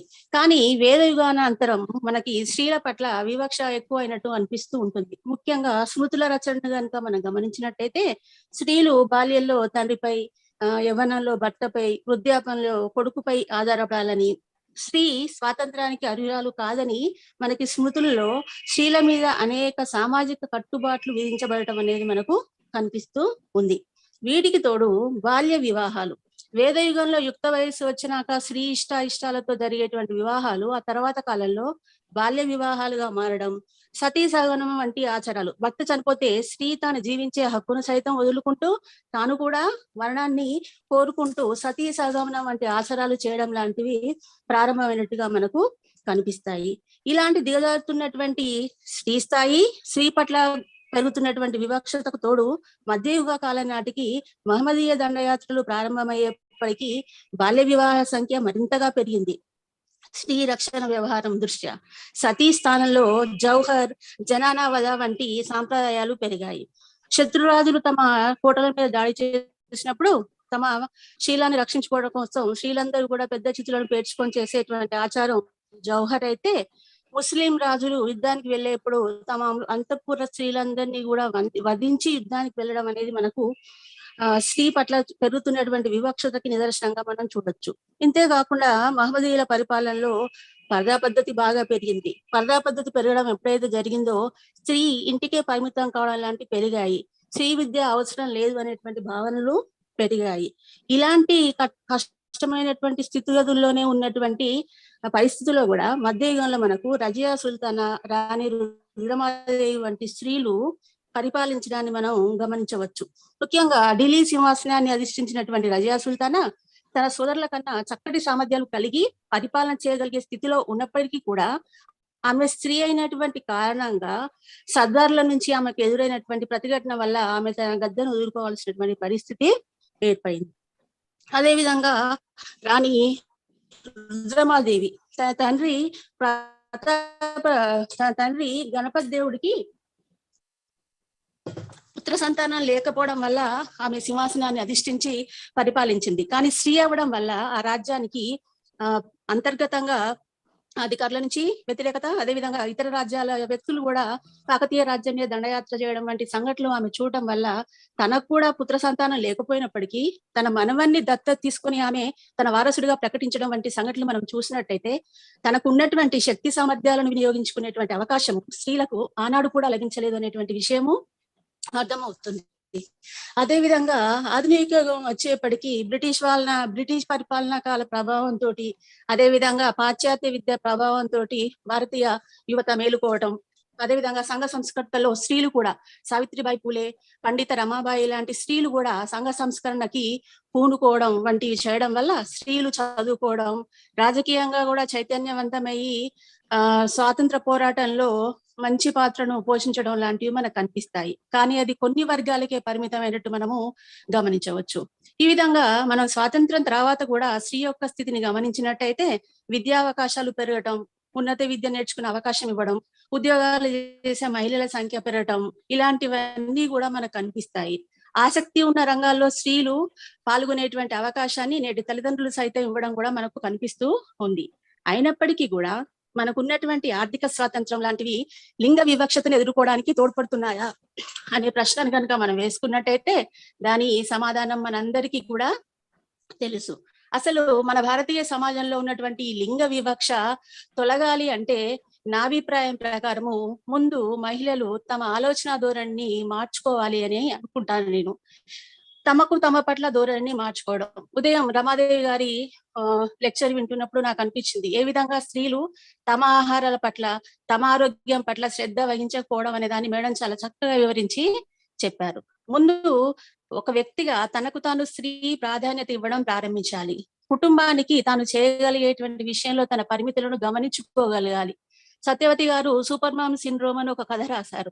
అన్ని రకాలుగా పర్ఫెక్ట్ గా ఉండడానికి స్త్రీ తనకు తాను ప్రయత్నిస్తూ ఏ విధంగా మందులను తీసుకుంటూ చిన్న వయసుకే చనిపోయినటువంటి విషయాన్ని అందులో చూడడం మనకు అనిపిస్తుంది. ఆ విధంగా స్త్రీ తాను చేయగలిగేటువంటి విషయంలో చేయలేకపోయినప్పుడు తాను ఉద్యోగం చేస్తూ ఇంటిని కూడా సవరించుకోలేకపోతున్నాను అనేటువంటి భావనలు లాంటి ఏమీ పెట్టుకోకుండా తనను తాను ముందు స్త్రీ గుర్తించుకోగలగాలి. అదే విధంగా తోటి స్త్రీల పట్ల madam hello Yes, ma'am. Try to conclude it. Okay madam, చేస్తాను, ఒక నిమిషంలో చేసేస్తాను. అదే విధంగా తోటి స్త్రీల పట్ల వ్యవహరించేటువంటి విధానము, ఒక అత్తగా, కోడలిగా, తోటి కోడలిగా, ఆడపడుచుగా, తోటి ఉద్యోగుల పట్ల స్త్రీలు వ్యవహరించేటువంటి విధానం పట్ల ఆలోచించుకోవాలి అనేటువంటిది నా యొక్క అభిప్రాయం మేడం. ఒక సామెత ఉంది మన దగ్గర, 30 జుట్లైనా కలిసి ఉంటాయి కానీ 3 కప్పులు కలిసి ఉండవు అని. స్త్రీల పట్ల వ్యతిరేకతను పెంచేటువంటి ఇలాంటి భావనల్ని స్త్రీ తన ఆలోచన పరిధిని విస్తరించుకోవడం ద్వారా, తనను తాను మార్చుకోవడం ద్వారా, శారీరకంగా మానసికంగా తాను దృఢంగా చేసుకుంటూ తన తోటి మహిళను తనతో సంఘటితం చేసుకోవడం ద్వారానే తన పట్ల గురవుతున్నటువంటి వివక్షతను స్త్రీ ఎదుర్కోగలుగుతుంది. అప్పుడే పురుషుడు స్త్రీ పట్ల చూపించేటువంటి వివక్షతను ఎదుర్కోవడానికి కూడా మహిళలందరూ సిద్ధం కావాలి అనేటువంటి అభిప్రాయాన్ని నేను వ్యక్తం చేస్తున్నాను మేడం. సో నేను నా ఉపన్యాసాన్ని ముగిస్తున్నా మేడం. ఈ అవకాశాన్ని ఇచ్చినటువంటి వారికి కృతజ్ఞతలు తెలియజేస్తున్నాను. Thank you, ma'am. Next is Yogendra Tripathi. Are you present, sir? Yes, ma'am. Very good afternoon to all of you. This is Yogendra Tripathi, research scholar of Babasaheb Bhimrao Ambedkar University. First of all, I would like to thank the organizing committee who has organized such a wonderful conference on the occasion of International Women's Day. Here I am presenting my paper titled Impact of COVID-19 on Education of Girl Child in India. I am presenting this paper on behalf of me and on behalf of my co-author, that is Rasida Tahar. She is also my supervisor and assistant professor of Babasaheb Bhimrao Ambedkar University, Lucknow. Let me start. Like others individuals, the girls are also entitled to the same human right and fundamental freedoms, including the right to education. Why the right to education is so important for the girl? Because it is only the education which provides the girls, which provides the opportunity to girls to develop spiritually and intellectually. If you talk about international scenario, we can see that there are a lot of international convention and declaration which provides right to education to the girls. There are UDHR, Universal Declaration of Human Rights 1948, United Nations Convention on Rights of Child 1989, International Covenant on Economic, Social, Cultural Rights 1966. There is a convention on elimination of all forms of discrimination against women. All these international convention and declaration tries to give to child fundamental right of or human right of right to education to the girls. If you talk about the position of India, there is Indian constitution under which there is Article 45, which provides which imposes an obligation upon the state to provide free and compulsory education to every child up to the age of 14 years. After Mohini Jain versus Union of India and Uni Krishnan versus the state of Andhra Pradesh, in Indian Constitution, Article 21A was added, which specifically provides free and compulsory education to every child between the age group of 6 to 14. After that, a Specific Right to Education Act 2009 came into force, which guarantees to every child right to quality elementary education. Let us talk about the impact of COVID-19 on the girl child. As we know, during the COVID period, the classes were running online, and in rural areas, and especially in low income household, the education of girl child has been challenged by this pandemic. As during pandemic, the girls who belong to the lower income household, they don't have access to internet, they don't have mobile phones. Even if they have a single mobile phone in their family, such mobile phones are available for the boys, not for the girls. So the education of the girls was interrupted during the COVID period. If we talk about the data, before COVID-19, India has 30 million children who are out of school. Among them, 40% are girls. The situation became more worse during COVID period, as it was projected that 10 million girl child will not be able to return to school after COVID. You can see also the gender inequality in the field of access to internet facility. As we can see today, here only 21% women are using mobile internet facility in comparison to the men that ratios 2%. So, for mitigating the impact of COVID-19 on education of girl child, I would like to suggest certain measures to be adopted to mitigate the impact of COVID-19 on the education of girl child. First of all, there should free technology to the girls, such as mobile phones, laptops, and free data pack should be provided to the girls so that they can be engaged in learning during closer period of schools. Second suggestion is, during COVID emergency, free learning materials like textbook should be provided so that girls can study at their convenience. To reduce economic burden on parents, cost of schooling should be reduced, and special scholarships and incentives must be provided to the girls. Plans to the reopen school should be gender responsive and supportive environment for girls should be created. Female teachers should be hired, and infrastructure of school should be developed with respect to the COVID-19 situation. This is all about my presentation. Thank you all. Thank you, sir. And thank you, everyone. That was quite an insightful session. Also, I request Sarita Sivampeta to, mute herself out.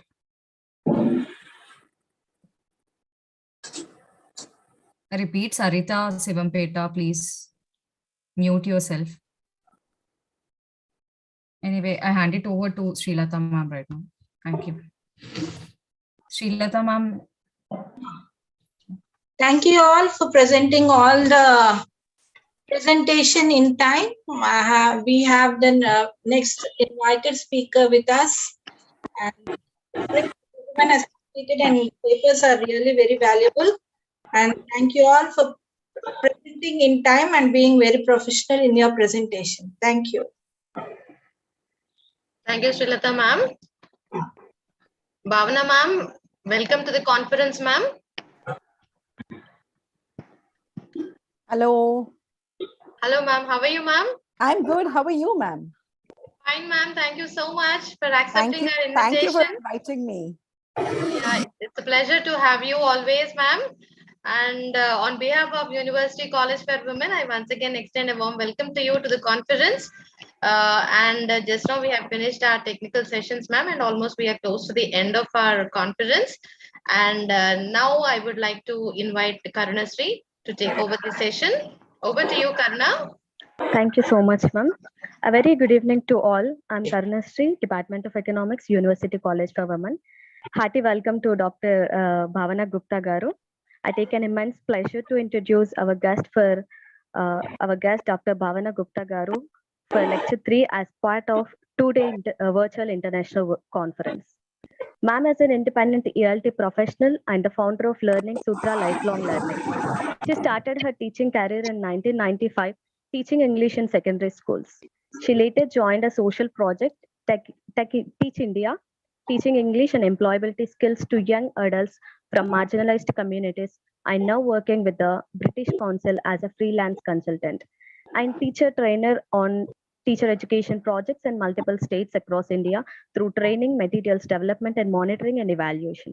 Ma'am took a keen interest in promoting equitable and inclusive education. In addition to designing language learning workshops with an inclusive approach, she have designed and delivered gender inclusive programs on menstruation, addressing the topic through the lens of body positivity and gender sensitivity, and also created structured programs on diversity and inclusion for teachers in alignment with the National Education Policy 2020. Thank you, ma'am. Now I request ma'am to start the session. Thank you, Karuna. Thank you for the introduction. Just want to clarify, this is not Dr. Bhavana Gupta. I'm just Doc Bhavna. So Okay, just that sorry. clarification. That's okay. That's perfectly fine. But thank you for inviting me for speaking about a topic which is so close to my heart. So give me a moment. I'm going to share my screen and then we can start. Tell me when you're able to see it. Yes, ma'am. We are able to see the screen, ma'am. So I'm going to switch to slideshow mode. Please, can someone just take care of the comments in the chat and feed that into me, maybe in the middle or at the end, whatever suits you. Sure, ma'am. Yeah, because I'll not be able to see that. Right, ma'am. Sure, madam. So I'm going to switch over. Okay, so we're going to be talking about a topic which is gender bias, and I think Mr. Tiwari was also talking about some topics related to this, and I was very happy to hear some like-minded people talk about the same topic. I'm going to be talking about gender bias, and I've called my presentation The Elephant in the Room. So can someone tell me why I've named it so? Why have I named it The Elephant in the Room? You can unmute yourself or you can put your answers on the chat, whatever suits you.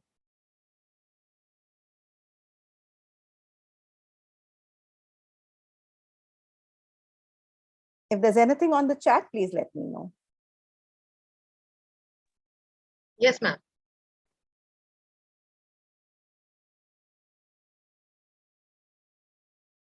So why Dear is it participants, elephant in the room? kindly interact with the speaker. Yeah, I'm going to be asking you a lot of questions in between, not to test your knowledge, but just to make it interactive and not make me feel as if I'm just speaking to a screen. Yeah, there is one reply I can see here, ma'am, from Padma Patwari. She says that it's there, but nobody wants to talk about it. Exactly. Thank you, Padma. So yes, it's an issue. The elephant in the room is something which is a great issue, which is a great challenge or an obstacle. But in spite of it being such a huge obstacle, it's normally overlooked in the scheme of things. So it's not spoken about. And that's the exact reason why I call it elephant in the room. So it's present everywhere in the classroom, of course, outside the classroom as well, but inside the classroom, in spite of gender equality and gender equity and all of that, it's still present in the classroom. It's present in our personal context too, of course, professional context, within our workplace, within our colleagues. So it creeps in at different places. It's very, very controversial. Nobody wants to say that, yes, it exists. And that is why it is avoided as a subject for discussion. So that's why I call it the elephant in the room. That's my reason for naming it so. Now we're going to be starting this session with a quick activity. I'm going to say some things and you're going to imagine that situation. You're going to imagine a scenario where you're going on a journey. So all of us after COVID have been within our houses for a long time. So let's think we are going on a holiday or a journey. So that's what we are going to do. I would request all of you to close your eyes for a few seconds. I'll tell you when to open them. Keep them closed. Keep your eyes closed. And I'll just be taking you through a situation. I'll be saying some things. You need to imagine that situation in your mind. Just imagine it. Don't say anything. Don't write anything. Just imagine that situation. That's it. Okay, so let's begin this journey. We're going on a beautiful vacation to a beautiful state or a beautiful city, wherever. So first thing, you are at the airport. You're at the airport. You're going by flight, so you're at the airport. You've checked in, you've done all of that. And right now you are boarding the aircraft. You are boarding, getting into the aircraft. You walk into the airplane. You find your seat. Maybe it's 2D, 3C, whatever. You find your seat. You sit down on that seat. You probably tie your belt or look for the seat belt, etc. And then you're thirsty. You've been waiting at the airport for a long time. So you're thirsty and you ask for a glass of water. A crew member hands you a glass of water. There's a crew member to help you. And this crew member gives you that glass of water. In the meanwhile, the pilot steps out of the cockpit. The pilot steps out of the cockpit and the pilot speaks to the crew member. The pilot is now speaking to the crew member. Now you can open your eyes. Open your eyes and park your thoughts for now. Whatever came to your mind, just keep it there and we'll come back and speak about it. So I'll give you just 30 seconds to consolidate your thoughts, but keep them there. Don't lose them yet. We're going on to another activity now. I'm going to show you or ask you a riddle and you have to solve that riddle for me. You have to solve that riddle. You will see it and I will read it out as well. So if you want to answer, you can unmute yourself or you can put your answers on the chat box also. Okay. So a judge, on being shown the name of a culprit to be tried, said, "I can't try him. He's my son." Another judge was called, who again saw the name of the culprit and said, "I can't try him. He's my son." So how is it that both the judges say, "It's my son"? You can type out your answers. You can speak if you want to. I would love to hear you speak.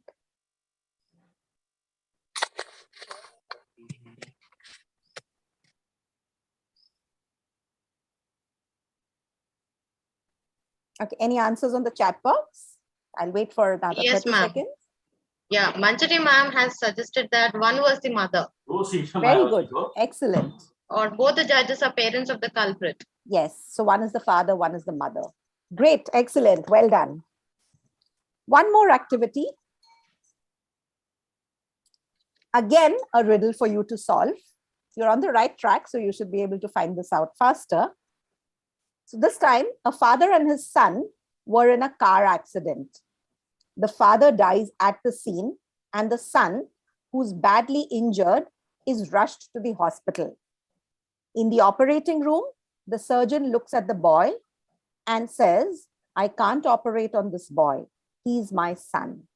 So again, how does this happen? If the father's died at this accident spot, then who's the surgeon? The surgeon is the mother. Answer from the participants one. Excellent. Thank you. Thank you. So I'm so happy that you guessed these riddles. These are some examples of some gender biased riddles, which we have often found on the internet. I found some of these through these years on the internet, and they're still floating around, and there are many, many, many more. Now, the fact remains that when this riddle was thrown to people, it was very difficult for them to come to this conclusion that the surgeon is a mother or that the doctor, the judge is also the mother. Even feminists, even hardcore feminists, sometimes found it very difficult to arrive at this answer.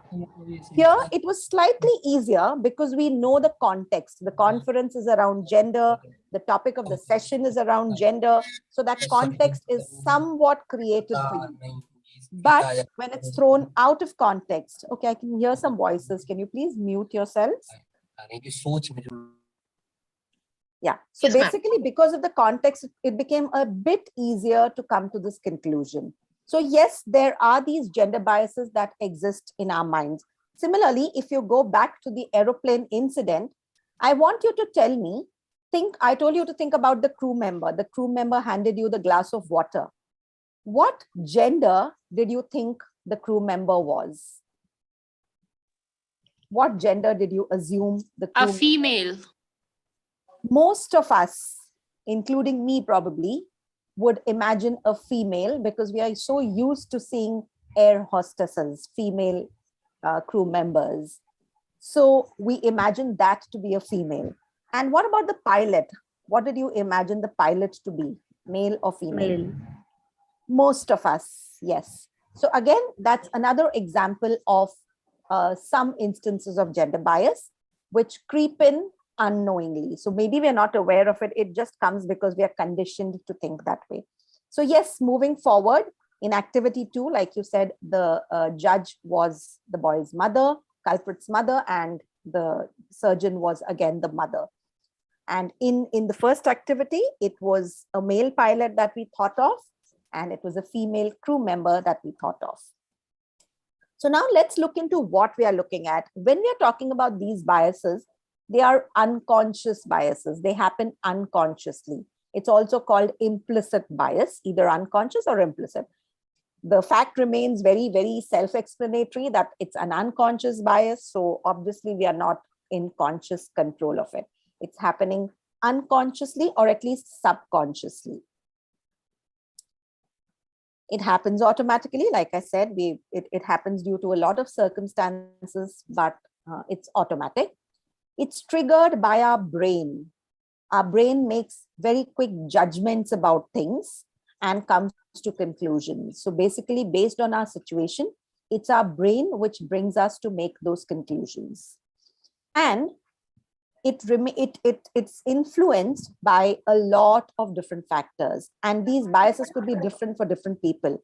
A lot of factors affect our unconscious biases, some of them being our background, the way we are brought up, our cultural environment, our personal experiences. So I can bet if there are people who've seen a lot of female pilots personally in their own life, will probably find it easier to arrive at the conclusion that the pilot is a female or a surgeon is a female. So again, it depends on our personal experiences. Moving on, let's talk a little about stereotyping. These two terms are a bit interconnected. So when we say stereotyping, what's happening in stereotyping? So when we spoke about bias, a bias generally is a like or a dislike, which is based on personal preferences and experience. Okay, it's some things that you like, you're biased towards something, and you are biased against some things also. That's a bias. What's a stereotype? Stereotype is when we attribute a set of characteristics to a particular individual. So we assume that this individual, based on a certain gender that they belong to, will have these traits. So I'll just give you an example.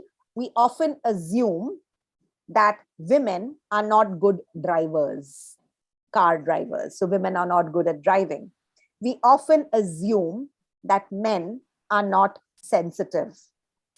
So these are assumptions that we make based on certain stereotypes that we have assigned as a society to these individuals. Now, compared to rather unconscious biases, stereotypes are a little easier to address because they are more obvious. Unconscious biases are more, like I said, unconscious. So it takes a little time to accept them, and address them, whereas stereotypes are more visible, they are more obvious, and can be addressed a bit easier. Now let's take one more activity, which relates to the classroom. We are coming closer to the classroom now. Now I'm going to show you a picture of a child. Two pictures rather, one by one. When you see that picture, I want you to describe that child by using any describing word, anything that you see in the picture. So what sort of personality does the child have? So you'll write or speak words that describe the personality of that child. So let's look at the first one. What do you think? How do you think this child is in terms of personality? You can put your answers on the chat box, and you can even unmute yourself. A jolly child, probably.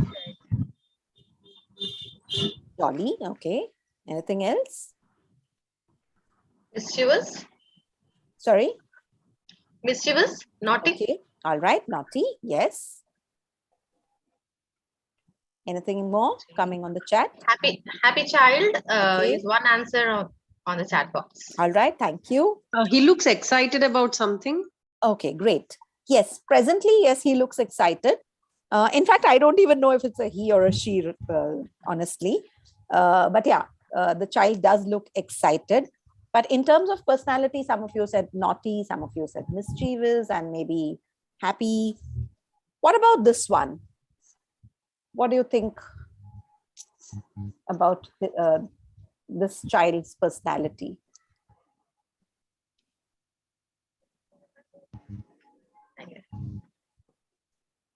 Similar expression, I think happy and anything more? Contented. He looks very nerdy. She looks very Okay. studious. Okay, interesting. content and happy child. Okay, content On and the chat happy. box. Yeah. Okay, great. Thank you. All right. So I'm just going to sort of conclude this and wrap this together by saying that some of you said the first child looks naughty. Some of you said the second child looks studious, nerdy or studious. What is it that brought us to these conclusions? What is it that brought us to these conclusions? Maybe some stereotypes. Expression. Maybe, yes. So why did we associate studious with the second picture? Spectacles. Yes. I think that the hairstyle and the Yes. at the A lot of face. things, yes, yes. So looking at the hairstyle, looking at these spectacles, we assumed that the second child is more studious. And this is exactly how our biases or stereotypes affect us. We allow ourselves to come to judgments without having any logical proof of any facts. That's how it is. So this is, again, here, it took me quite a while to look for these pictures because I wanted the expressions to be somewhat similar. Because probably if the second picture was not a smiling one, then the assumption of being studious and nerdy would be even stronger. If that expression was something like a very serious one. So I tried to make sure that both of them were smiling. But in spite of that, there were still assumptions we came to, which is perfectly fine. We all do that. So let's understand a little more further about this. This is how biases, we are all humans, so they are going to affect us anyways. No human is going to be 100% objective.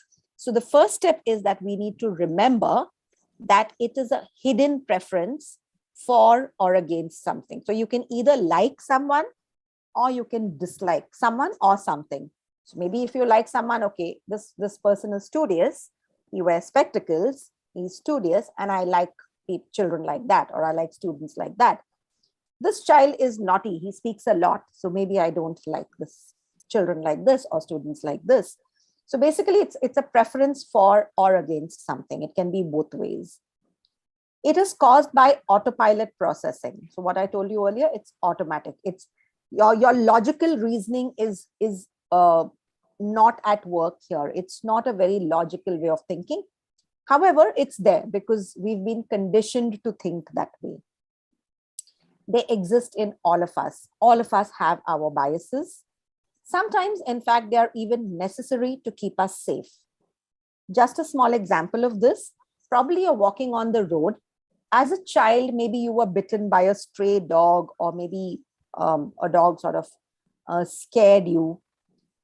In your adult life or for a long time in the future, every time you see a stray dog, you will probably take a few steps backward or try and avoid that path and, go around that dog.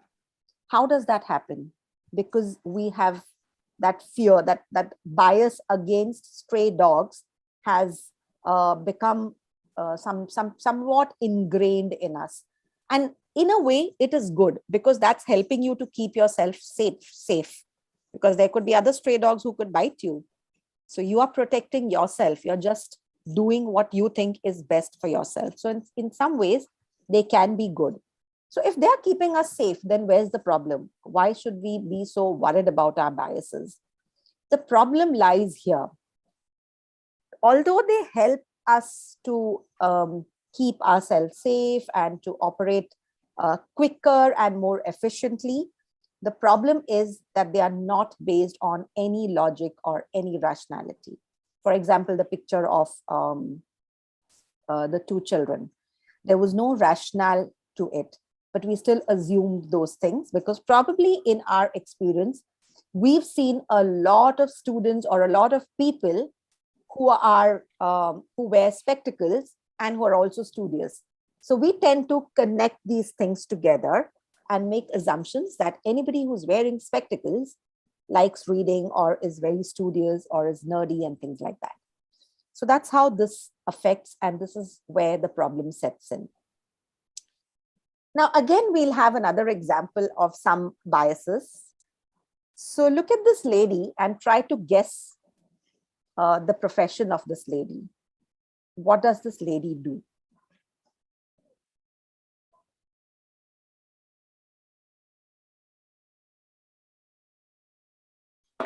Any guesses? Please feed them into to me if it's.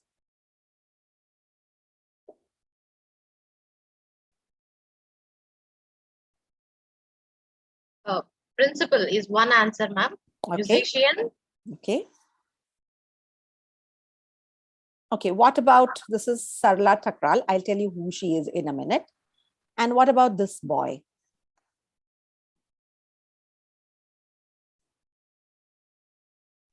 Artist, actor. Okay. Maybe So entrepreneur. Okay, great. All right, so I've cheated a bit here. Let me say that I've cheated a bit. The lady is Sarla Thakral. This is not a very recent picture of her, but she's one of the first women pilots of India. She's one of the first women pilots. This is a picture which is, of course, somewhere close to her retirement and maybe right now, closer to the current period. But yeah, she's one of the foremost women pilots. And this boy, Amiruddin Shah, is a renowned ballet dancer from India. Now, ballet dancing is a dance which is normally associated with women, but he's one of the famous ballet dancers who's right now studying ballet abroad. You can even check him out on Netflix because he has a movie to his name. The movie is called Ye Ballet. Ye, that is Hindi Ye, Y-E-H, Ye Ballet. And it tells how he got attracted towards ballet. I'll need to be excused for just 1 second. I'll be back.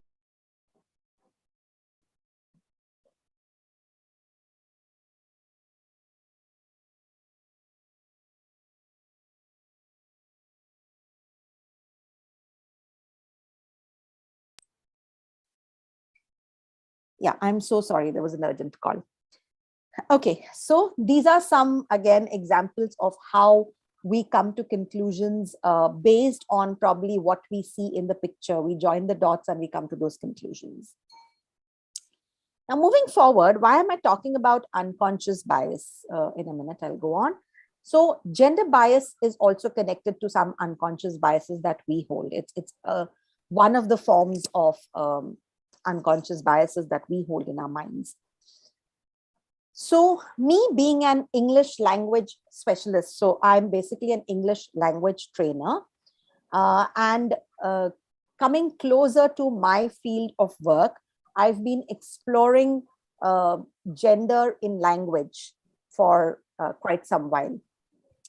So we'll be going further in terms of language, in terms of English language. So what is gendered or sexist language? When we speak about gendered or sexist language, this is what it means. It's stated that language which excludes or discriminates against women is referred to as sexist language. So consciously or unconsciously, women are considered as subordinate within the language. I'm not even talking about the social system yet. It's just language. Though, let me tell you that English is not by itself a very highly gendered language, but in spite of that, there are still instances of gender in the language, which we'll also be speaking about soon.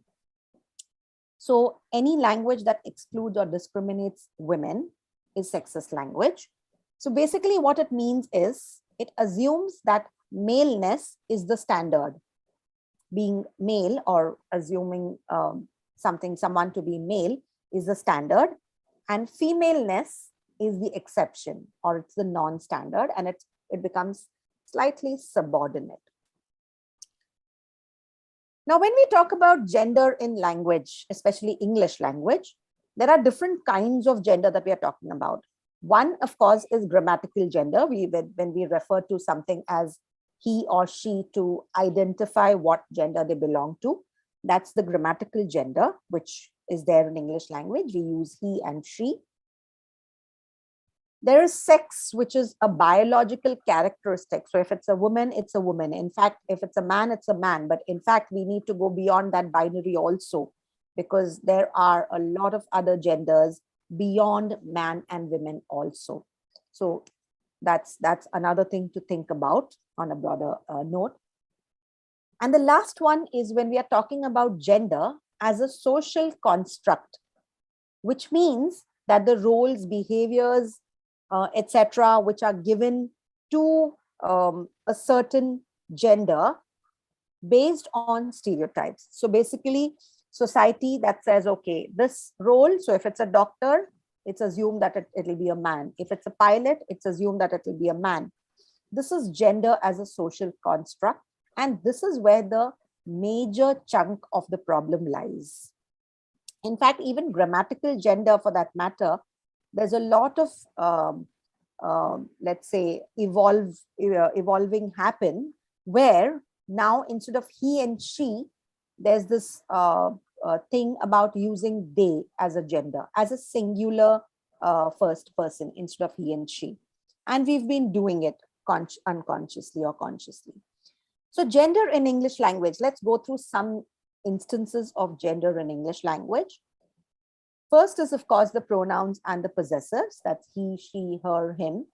And like I said, even this is taking a turn towards being gender neutral by using, instead of he and she, they, instead of her and his, they are. So even that shift is happening while we speak. Masculine or feminine nouns. So when we speak in English, we say actor. If it's a female, we say actress. But again, that is what brings in the problem. And ideally, it should be one word for both genders. So why an actress? An actress, whether it's female or male, it can just be an actor. Similarly, waiter or waitress. Why do we need to call that? We can just say server. So it's just a gender neutral noun. So we need to think of words within professions which can encompass both male and female. Which is why if you go back to that aeroplane incident, I called an air hostess a crew member. I did not say an air hostess gave you a glass of water. I said a crew member. You can say maybe crew member, or you can say steward, something like that. But the more neutral the term is, the better it is to encompass all genders within it. There are a lot of nouns in English language which end in man. For example, policeman, chairman. So again, English language is evolving to think of nouns which are more gender neutral. So instead of policeman, a better term to use is police officer. That becomes gender neutral. We don't know whether it's a male or a female. Instead of chairman, we just say chair or chairperson. So the chair came into the room, meaning the chairman or the chairperson. So ideally, that's how language is evolving. And if we need to communicate in a global context, then these are things which we need to be aware of, and we need to make our students aware of as well. Use of masculine form by default. So words like mankind. So why do we use this? Why is it mankind and why not womankind? So these are by default male words, which, like I said, give more of an authority or more of a higher position to males. And male firstness. So when we say Mr. and Mrs., why is Mr. first and Mrs. later? So again, consciously, unconsciously, we are adhering to these social constructs. Adam and Eve, brother and sister. So all of this, it's when we use this by default, we use the male first. And this is something that slowly needs to change. More instances of gendered language, some more examples. What about this? The very degree, the very base of our education. We get degrees which are conferred upon us. Bachelor of, again, an example of male being assumed to be important. Similarly, master of. So basically, even the nomenclature of these qualifications has by default been male. Masterpiece. So why is it masterpiece? In fact, if you look at this word master, the word master has a very positive ring to it. It signifies someone who's in charge. Whereas if you look at the feminine version of it, mistress, that word itself, even if we use it here, takes on a very negative connotation. So it gives a very negative, it brings about a very negative meaning to it. So that's how vast the difference can be. So a lot of words which we use as default male: mastermind, masterpiece, history. So why is it his tree? Why not her story? So if you break up the word, it says his story. Where are the women here? Where are the women in history? So we are excluding half the population here in that sense. So maybe it should be her story too. And again, like I said, Mr. and Miss or Mrs. Mr. is a word which encompasses men who are married or unmarried. But again, we have Miss or Mrs. Telling us whether the person is unmarried or not. So again, that little social aspect creeps in here. Now, I'll give you another word and I want you to tell me what you think this means. Okay, so we'll go on with this. And so I was saying we can use police officer instead of policeman. So when we say policeman, a policeman is a government servant. We can rephrase that by saying a police officer is a government servant. We don't need to say man. Imagine a lady who's a police officer listening to this word from a child. Are you a policeman? Do you think the lady will have an adequate reply to it? She's a police woman actually, and she's still being called a policeman. So ideally, a best option would be to use police officer. Similarly, I was talking about he and she. He can easily be substituted by they. He always carries a gun with him. They always carry a gun with them. Now, just the use of they does not mean that the sentence becomes plural. It can still be singular. It can still signify one person, but this is more gender neutral. He is very hardworking. They are very hardworking. So obviously the verb will change. The verb that goes with it will become plural, but it can still be used as a singular pronoun. It can still be used as a first person singular. And that's what language is doing now. Coming to one more word, midwife. Can you tell me what comes to your mind when you hear the term midwife? Who's a midwife? Chat or unmute, whatever. Who's a midwife? Women from the chat box, ma'am. Okay, women. Actually, the perception is that of a woman, but they can belong to either gender. Great. Okay, so I'll tell you how this word originated. So in very ancient English, the word midwife itself means with woman, with woman. So anybody who is with a woman. So how does the gender come in? How did we start associating midwives with just women? That's how our stereotyping works. That's how we've been conditioned to think that midwives are women. Whereas the actual meaning of midwife, ancient meaning, is just to be with a woman. So something between. So just 1 minute.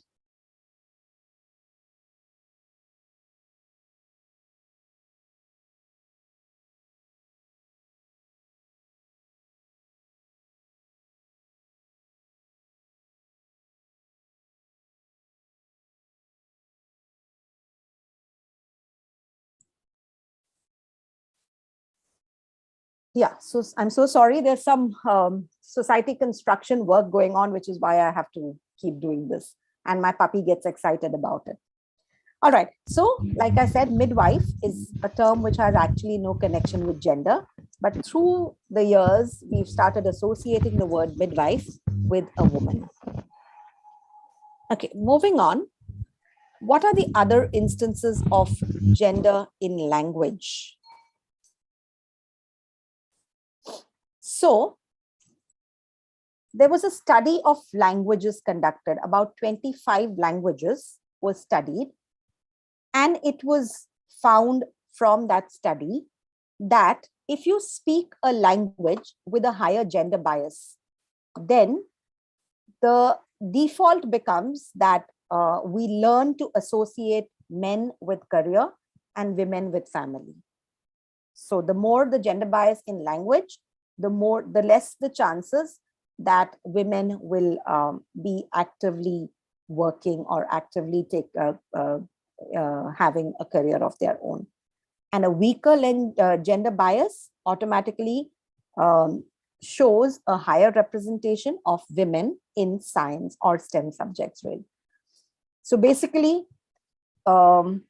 language in a way affects society, and society also affects language. So it's again, society and language are interconnected. The type of language that you speak will mold the sort of person that you are.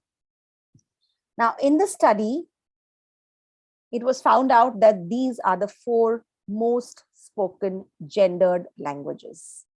These were the most commonly spoken gendered languages, and you'll see Hindi is one of the these 4 languages. English is not, like I said, highly gendered, but yes, there are still challenges with gender in English, which we need to still look at. Hindi, of course, has a lot of gender. We all know that any noun in Hindi also has a gender attached to it. So if we say kursi, kursi automatically becomes a female gender. We say kursi, badi kursi, choti kursi. But when we say table, it's a masculine gender is attributed. Bada table, bada or chota table, that sort of thing. I don't know about your mother tongues, of course. A lot of you have different mother tongues here, but it's worth thinking about how much of gender exists in your mother tongue and in what aspects does it come in. And English, of course, like we just discussed, is not free of its own share of gender. Though it's not very gendered, but at the same time, it's not completely gender neutral as well. So terms like chairman, I told you we in English, in global English, we prefer to call that the chairperson, police officer.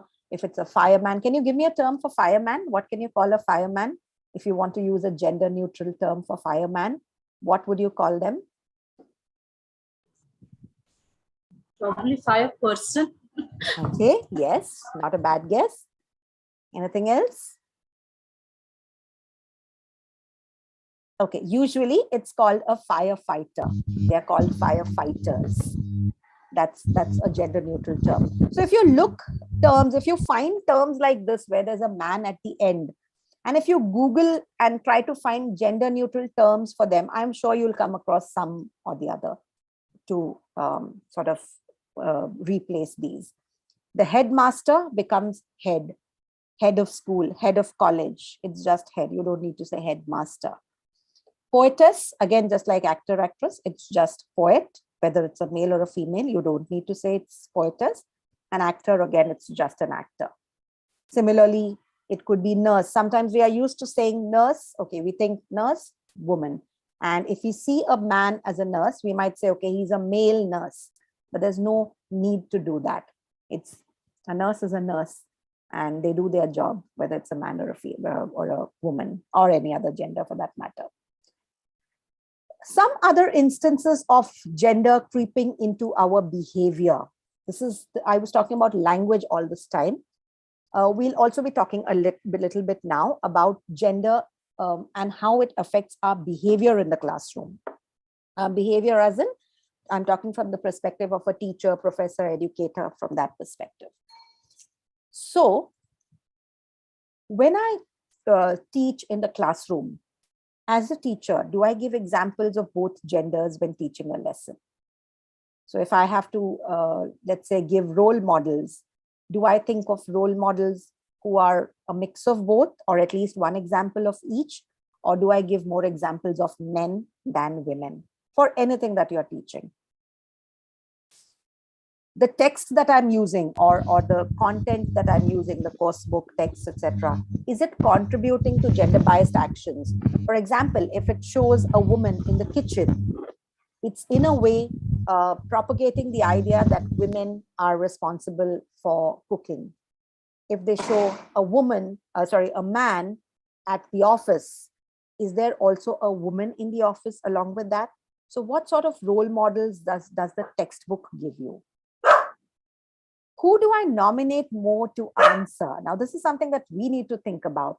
Research proved that most teachers or most educators, they do think that very innocently, we do think that we are gender very neutral and we are very gender fair in our teaching. But unfortunately, it's not that. A lot of the times it was found that mostly teachers nominated boys in the class to answer. So nominate meaning if I ask a question, I pick up a boy. There is a higher chance that I do that because that's my way of assuring that boys pay attention. We assume that boys are naughty, boys are not paying attention. So, okay, I'm going to put him on the spot and ask him to answer. So a lot of time this happens because of our whatever biases, stereotypes, and all of that. Do I distribute classroom duties equally? So a lot of times there is some heavy cupboard to be shifted in college premises, school premises. And I'll say, okay, can some strong boys come and help me shift this? Again, we are aggravating that bias. What is making us assume that girls cannot do that? Why are we assigning those duties to boys? Similarly, if there's some organizational task, let's say some event to be organized in the college or in the workplace, okay, we'll form a committee of women and they'll be responsible for the snacks and for the decoration and stuff like that. So organizational tasks. And this is again something that we are assuming and we are basing it on our stereotypes. Not all women are organized, let me tell you that. Not all men are unorganized. So again, it's a stereotype. And this is also, there's also a term called the secretary effect. The secretary effect. which means that women are considered good note takers. So if there's a group of students doing some work, mostly, more often than not, one of the girls will be assigned the task of taking notes while they plan out an activity or if they're working on a project. Why? Because it's assumed that girls are good at that task. And this very bias continues into the workplace when they go forward. And there is, again, in corporates, a term called office housework, which means that just like I was saying, events in the college, duties of maybe snacks and decoration are allocated to the girls. Similarly, in office also, most of the female colleagues are given the duty of organizing these events, which is a way of stereotyping women, if I may say. So we need to come out of that, and we need to think, why are we doing this? Why is this duty being assigned to a particular person? So maybe shatter stereotypes there by just these small things. You don't even have to have huge actions for this. Just by doing these little actions, you can change stereotypes and role models. Do I equally scold both genders when problems and issues arise? Again, as educators, it was found that if the same mistake or if the same problem arises because of a girl and a boy, the tendency is to scold the girl less because they are gentle, they are sensitive, so they might feel hurt, they might stop coming to college. Whereas if it's a boy creating that same problem, they are probably penalized more. So again, this is something to think about. And do I use gender-free language in the classroom? The language that we just spoke about, chairperson, firefighter, head of school. Try and use this so that you can influence that change within the classroom with these little things that you do. You don't need to take very big steps. It's just these small steps which come together, add up, and create a cascade effect. So at the end of it, I would like to say that we are talking about gender bias, but the government or education policies also accept that it is important, which is why the National Education Policy has included an entire chapter on equitable and inclusive education. Similarly, if we talk about the Sustainable Development Goals, even that talks about quality education, which means fair education for everyone. And it also talks about gender equality. So all of that needs to come together and operate parallelly. And like in the previous session, Mr. Tiwari was speaking about girls not having access to mobile phones. Yes, there is a lot of digital divide which has happened because of the pandemic. So let's try to make things at least equal, if not better, for women. Now, at the end of it, I think that's the end of my presentation. And the floor is open to questions and any discussions and any comments that you want to bring out from the chat box. I'm open to taking that. That was wonderful, ma'am. Thanks a lot. Dear participants, if you have any queries, you can text.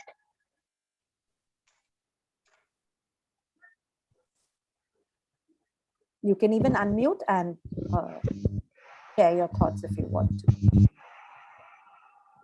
Ma'am, thanks a lot for a very nice, but yeah, a very innovative perspective about gender you have presented, ma'am. But I'm more curious to know that to what extent do you think the change in language, the change of words in our interaction would actually help us to change our attitudes as well? So what is I just showed you that this slide for that very reason. That 25 languages, and that research itself showed that the more gender bias there is in a language, the more we are perpetuating stereotypes, and we need to shatter them. So these are just small things you can do, which will have a larger impact as they go along. So yes, it does affect attitudes also.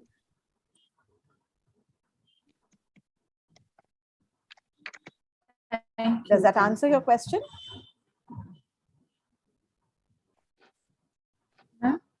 Does that answer your question? Yeah. It does answer. It does answer.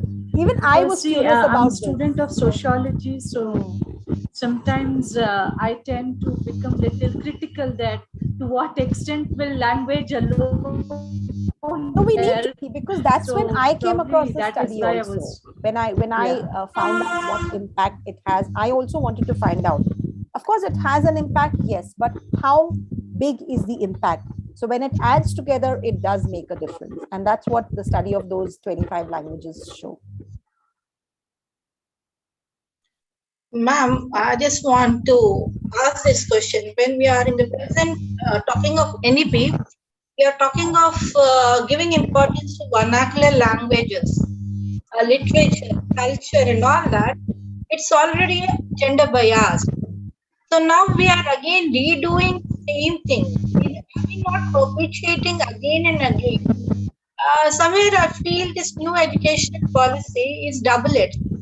On one side, it's giving an option. We are saying it's open-ended, but at the same time, with the level of development we have, and so many restrictions, even for the education sector also, the children, especially the girl students, have to really fight for their basic education and for higher education. So it's a double-edged sword, and the government is just leaving it off. On one side, Exactly. So in some ways, it's left to the educators to address these issues. And I fail to recall the name of this person, but there was a very nice quote by, again, as far as I remember, a sociologist. I don't remember the name right now, but this person said that sitting in the same classroom, studying from the same textbooks, girls and boys are still receiving very different educations. So what do you think that means? That's where the gender biases are coming in. So in spite of going through the same content, the same education system, like you rightly said, girls are still facing a lot more obstacles than boys.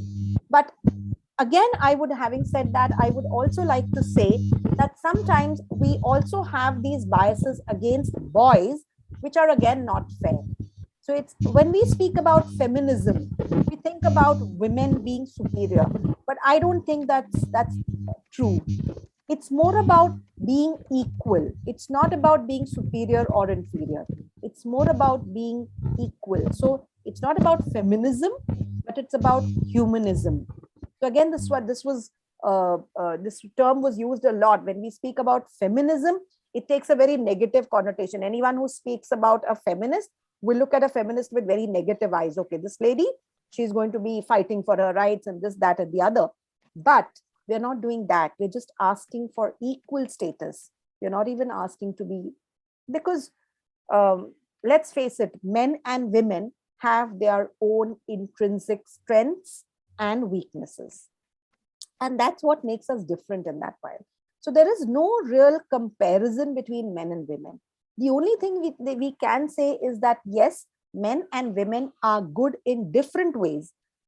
So why can't that be equal? Why does one have to be over the other? Why can't that just be equal?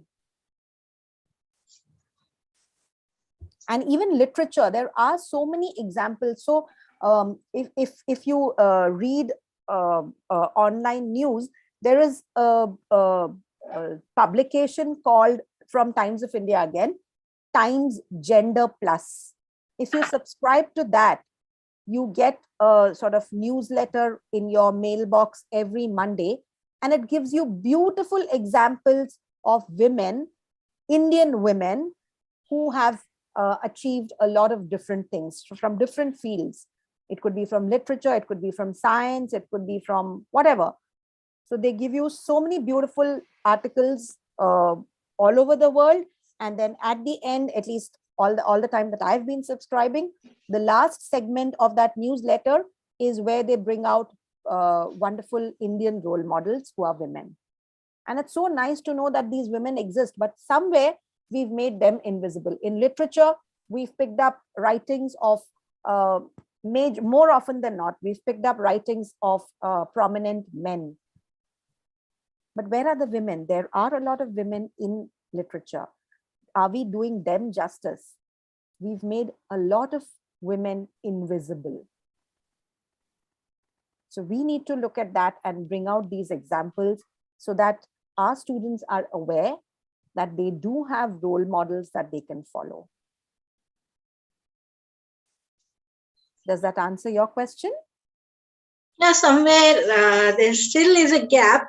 It's not in a negative aspect or anything, but when we talk in the literature, the invisibility, why should we always look somewhere for this identification? Why we don't train ourselves?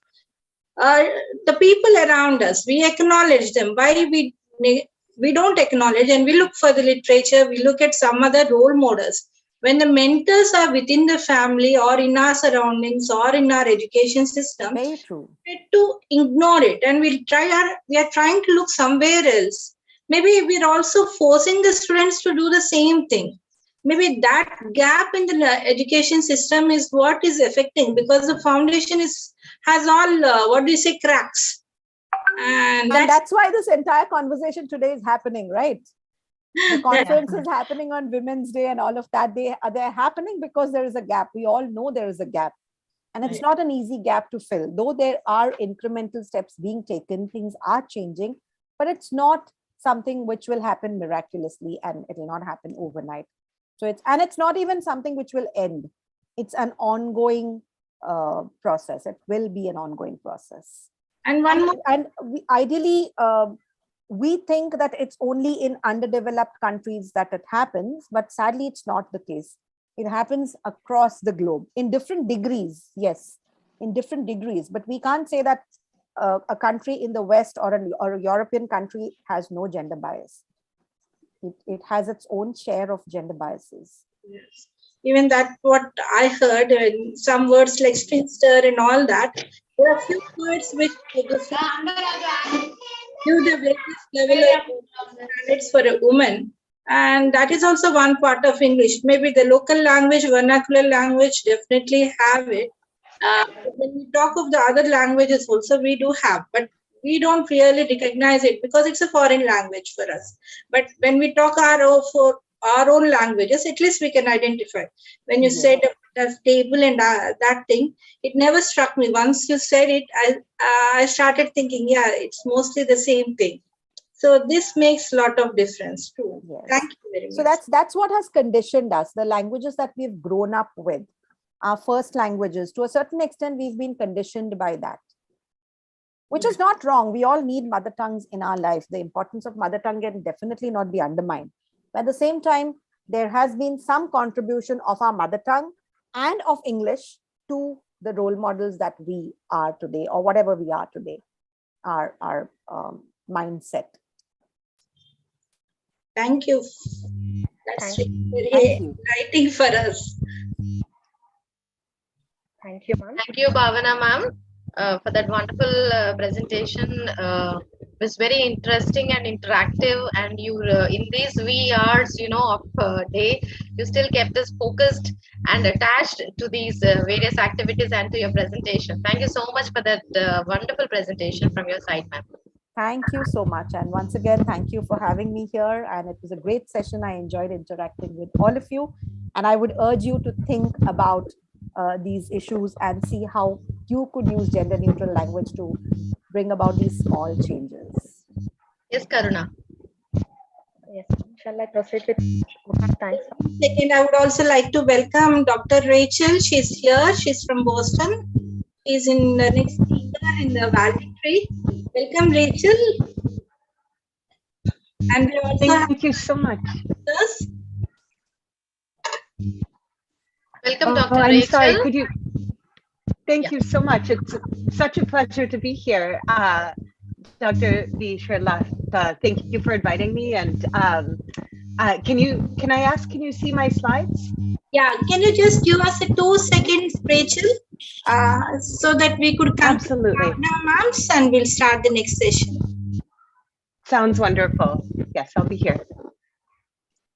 Thank you, Bhavana ma'am. On behalf of Women's Study Center and Women's Cell, University College for Women, I extend my hearty vote of thanks to Bhavana Gupta for gracing your important work and sharing with us today. The activity-based discussion was very interesting, ma'am. You have clearly spoken about gender bias and the reasons associated with it. As you rightly said that our mindset and assumptions by looking at the appearance will create some problems. You have also taught us many things like gendered language, gender neutral language. Once again, thank you so much, Bhavana ma'am. Thank you, Vijayalakshmi ma'am and Srilata ma'am for the opportunity. Would you like to add anything, Vijayalakshmi ma'am? Yeah, thank you, Karna. I think we are running out of time. So thank you once again, Bhavna ma'am, from the whole team of Women's Studies Center, Women's Cell from University College for Women. And we will definitely like to connect to you on another platform with more interesting activities and themes coming up from you. Thank you, ma'am. Thank you. Ma'am, should we begin the valedictory? Srilata madam and Vijayalakshmi ma'am. Yeah, Srilata ma'am. I think Vinita ma'am, we will also are waiting for principal all ma'am our and of guests course have vice joined, principal ma'am. Oh yeah. Pradeep sir Vijayalakshmi- has already joined, so welcome to you, sir. And even Sulochana madam has joined, our chief guest. Usha Kiran ma'am. Usha Usha Kiran Kiran. ma'am is So good evening, Usha ma'am. Good evening, Pradeep sir. Good evening, Rachel ma'am. And we all good evening, Usha Kiran ma'am.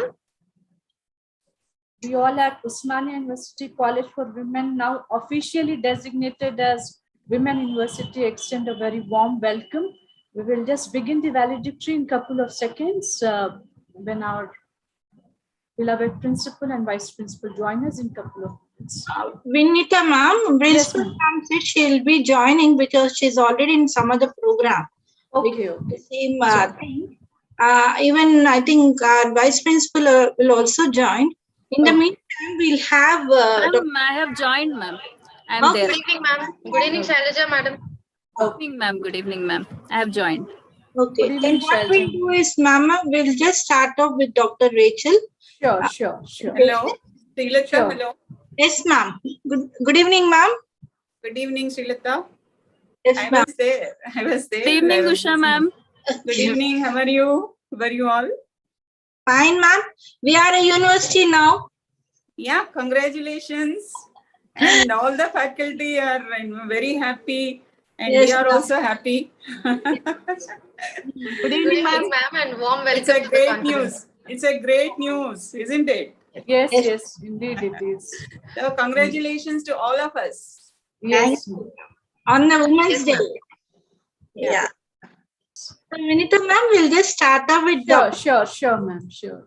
So on behalf of Osmania University College for Women, now officially designated at Women University, I extend a very warm welcome to all of you for the valedictory session of two-day virtual international conference on gender equality and women empowerment, breaking the bias. And as part of this valedictory session, we have very esteemed speakers and guests who have already joined us. Let me have the privilege to introduce our guests, and then we will request our guests to kindly deliver their messages. So we have with us the invited key speaker, Dr. Rachel Brule, Assistant Professor of Global Development Policy, Frederick S. Pardee School of Global Studies, Boston University.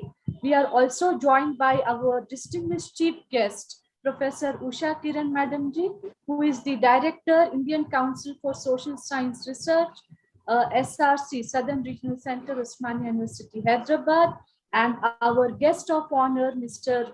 Pradeep, very well-known film actor, producer, and writer, and Dr. Rachel Brule, who is going to give her, share her experiences, is a very well-known name in the field of international development, political economy, and gender, and her lot of geographical focus has been on South Asia.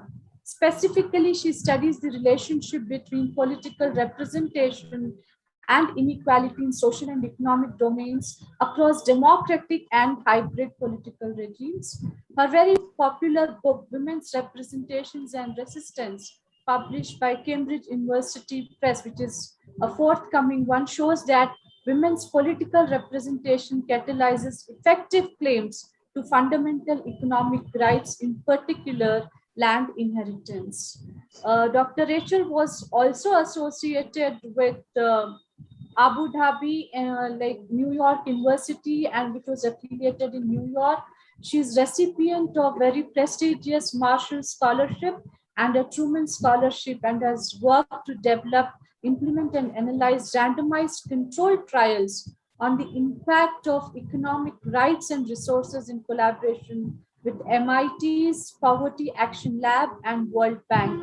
She holds a PhD in political science from Stanford University. So welcome, Rachel Brule, and our very, very beloved, our own Professor Usha Kiran Madam, who is also the Honorary Director of ICSSR, she's also holding additional position of Directorate of Placement Services, Osmania University, a very, very difficult job. I gave it up. It's not there. Okay, ma'am. I stand corrected. She has very extensive teaching experience spanning more than 3 decades and huge research experience. And basically, her areas of research interest include finance, accounting, taxation. And she has a wide publications and has published more than 60 journal articles and has attended several national and international conferences. She is also conferred with several awards, including Telangana State Best Teacher Award for 2020. She's also associated with various academic institutions like HRDC Center, Osmania University, Telangana State Police Academy, and she is also the General Secretary at Hyderabad branch of Indian Accounting Association, and also executive member on Indian Accounting Association representing South, and she's member on ICC LIC Southern Zone. We also have with us a very well-known face and personality related with the TV industry, film industry, Shri KV Pradeep ji, who is our esteemed guest of honor, born in a very traditional family in Hyderabad, and who basically started his career on stage as a child actor at the very, very small age of 5, and later auditioned as All India Radio drama artist, and later started his silver screen career as hero in very, very well-known Telugu films like Mudda Mandaram, Nalgu Stambalata, Rendu Jella Sita, and continuing with his acting career. His latest role in film F2 is the most trending one, and he is the first actor, producer, and director of Telugu television industry. And his awards are very, very impressive, my dear friends, with 14 Nandi Awards and also All India Best Child Actor Award, Nataratna Award, Gemini TV Lifetime Achievement Award. Shri Pradeep ji has motivated over 15 lakh students and has piloted many workshops in performing arts and creative skill sets. And he has also conceptualized 300 plus training modules. And he has authored 30 serials and 3 books in Telugu. And he's a continuous learner and creative thinker in his approach. And he carries almost 33 years of training experience and is ready to learn from young minds. He is visiting faculty to several institutes, including Annapurna Film Institute, Central Universities, JNTU, etc. So on behalf of Osmania University College for Women, Women's Study Center, and Women's Cell, I extend a very, very warm welcome to our distinguished, our honorable chief guest, our guest of honor and invited speaker. And may I now request Dr. Rachel Brule to please go ahead with her message, to go ahead with her presentation. Over to Dr. Rachel Brule. Thank you so much, Dr. Vanita. Can you hear me? Yes, ma'am. Oh, great. You are audible and your slides are also visible, ma'am. Thank you. Oh, wonderful. It's such an honor to be with you and to be with Dr. Srilata, Dr. Kiran Varilata, with Mr. Pradeep and with everyone else here today. Thank you so much for having me. I wish I could be with you in person, and I hope there's a chance to meet face to face in the year ahead. What I wanted to talk to you about today is my book, with which Dr. Vanita introduced so generously, Women, Power and Property, The Paradox of Laws for Gender Equity in India. So this is now in press as of October 2020. I'm working hard to get an India edition out, so hopefully I have good news on that front soon. The question that motivates this book, which I think is appropriate for International Women's Day, is how do we achieve this fundamental good, gender equity, given women's persistent political and economic exclusion? And here, just to give you a sense of the world outside of India, these are some figures that I compiled on what you see in red here, essentially is women's local political inclusion in a number of regions in the world. And you can see this is roughly the past decade. And in most of the parts of the world, it's inching up, less so in the United States, but more so elsewhere. And as it does, we also see the quantum of women's economic inclusion rise. So that's in blue. It's the World Bank's Women in Business and Law Index, which ranges from 0 to 100. And as that gap with 100, between that line and 100 shrinks, it shows the closing of the differential constraints to economic decision making that women face according to a given country's laws. So we do see rising political and economic inclusion if we look around the globe today.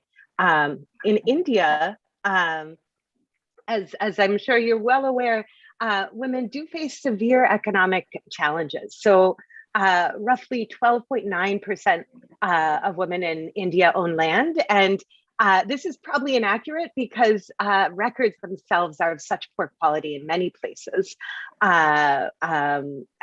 Hopefully we see this improving over time, but it's a challenge not just in India, globally, I should mention. And right now, about 2/3 of court cases concern land rights, and the majority of those land disputes are fought within families. So when we talk about equality, we're not talking about something that just exists in kind of the broader theoretical domain. These are intimate fights. And you can see that in society as well. The revival of conservative festivals such as Raksha Bandhan, for example, which really lauds a sister's fealty to her brother for her spiritual well-being, as well as her kind of material sustenance, are just examples of the ways in which society as a whole is responding to greater claims by women to these material resources. Fundamental of them are land rights.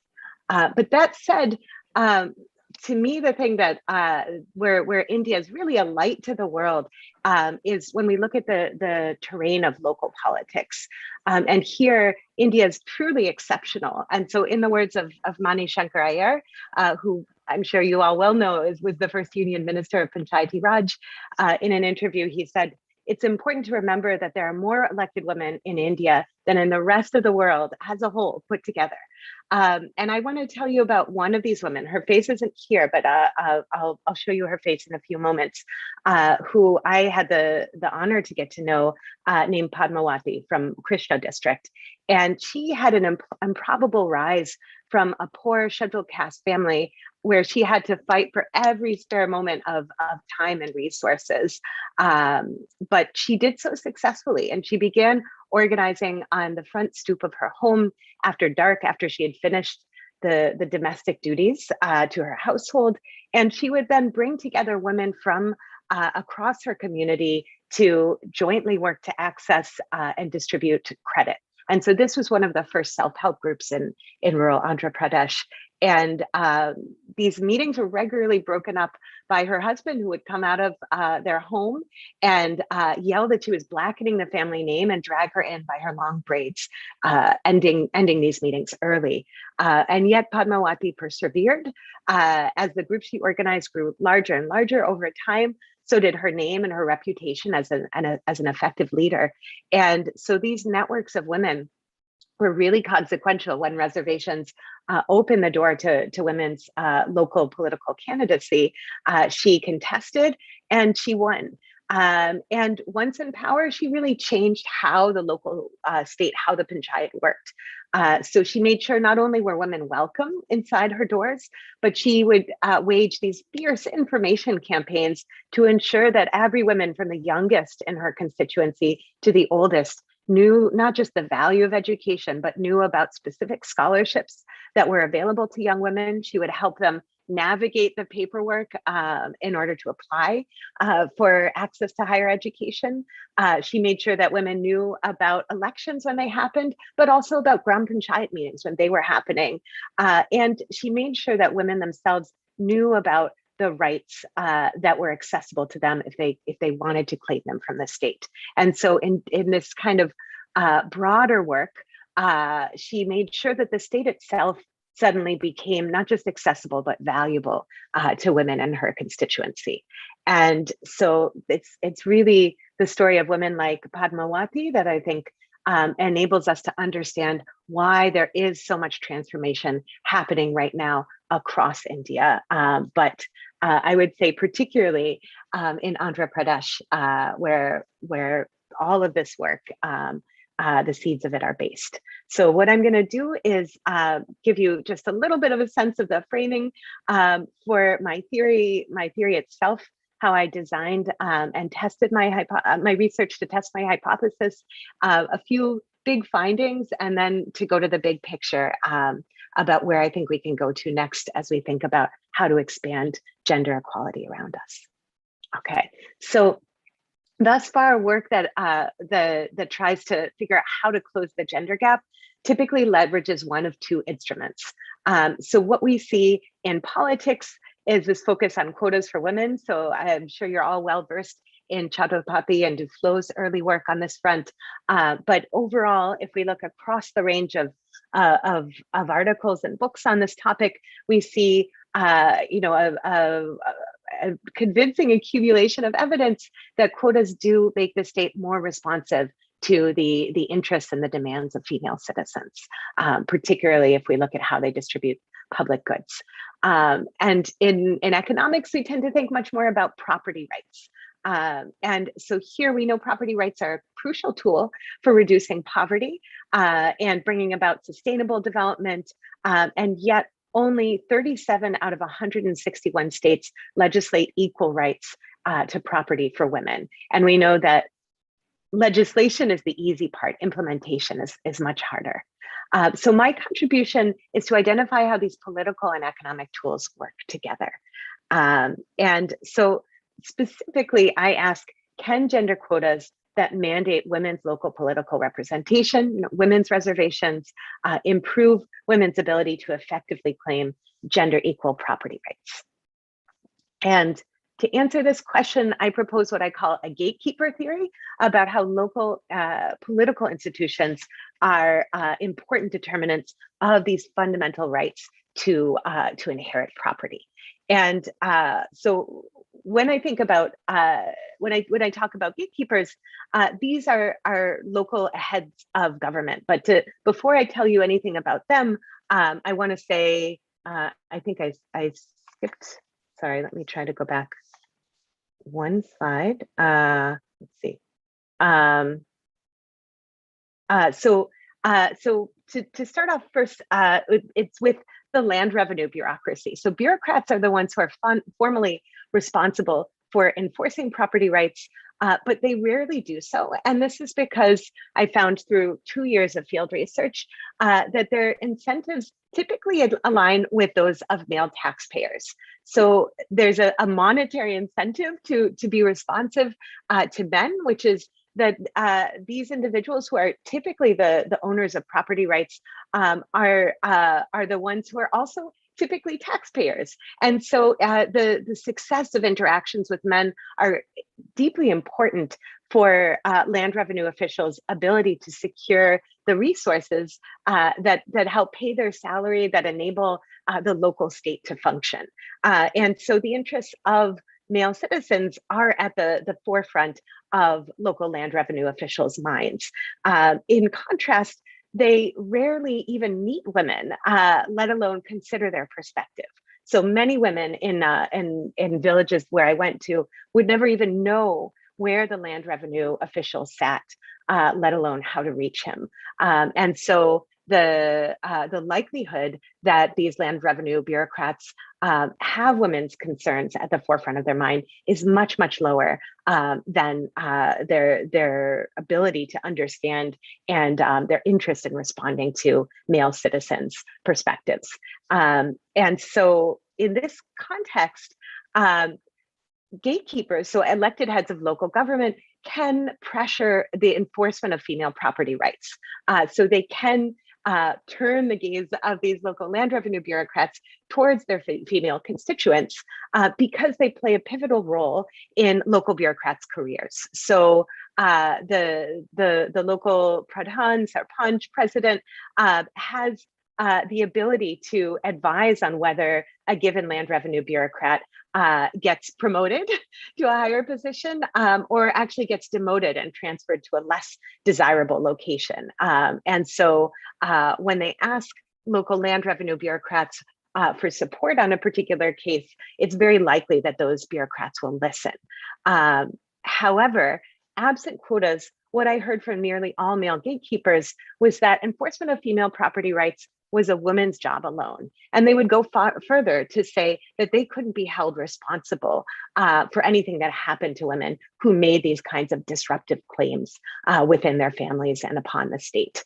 And this official bias justified inaction by bureaucrats. So bureaucrats were well aware of women's equal rights to inherit property, and yet they said that they would never initiate these proceedings to ask women if they themselves wanted to make a claim to land after their father passed away, because they said if they did so, that they couldn't control the conflict that might result. And without support from the male gatekeepers, sarpanchas, pradhans, they felt that this was not within their purvey to ensure that these kinds of claims to land rights could happen while maintaining peace in the local village. And so in this void of bureaucratic action, female citizens themselves were very reluctant to make claims to property rights, both because the system itself was not transparent for the most part, and because they rationally feared the consequences of making these claims in the absence of support, not just from bureaucrats, but from local politicians and the broader community. So with this in mind, these slides are passing quickly. Just to give you a sense though, I think this is probably quite clear to all of you. Why are land rights so disruptive? So to take the words from a woman in Haryana, she said, "Yahan te to logi admi ki sampati mani javi hai, to kaisa sampati mein adhikar mange." Here in Haryana, a woman is considered the property of a man. So where then does the question of her claiming her share in the property arise? And so in this context, this is where I think female gatekeepers, thanks to women's reservations, fundamentally restructure the state. And they do so in three important ways. First, they reconfigure public space. So they ensure that meetings of the Gram Panchayat, for example, happen in times and places that are not just transparent for women, happening often in formal government spaces, but there are times where it's safe for women to attend. So during daylight as opposed to after dark. They create new spaces for women. So building physically new spaces where women can gather and learn about rights, not just to property, but to a range of other state provided resources. And what I think is most radical is that they repurpose the private sphere, facilitating negotiations of rights within families before they get to the contested public domain of courts or Gram Panchayats. And so this can do one of two things. This can create a virtuous cycle where we see increasing female ability and success at claiming rights, and thus we see these positive role models that the last session was talking about, where we see it become more and more socially acceptable and supported for women to claim rights to inherit property.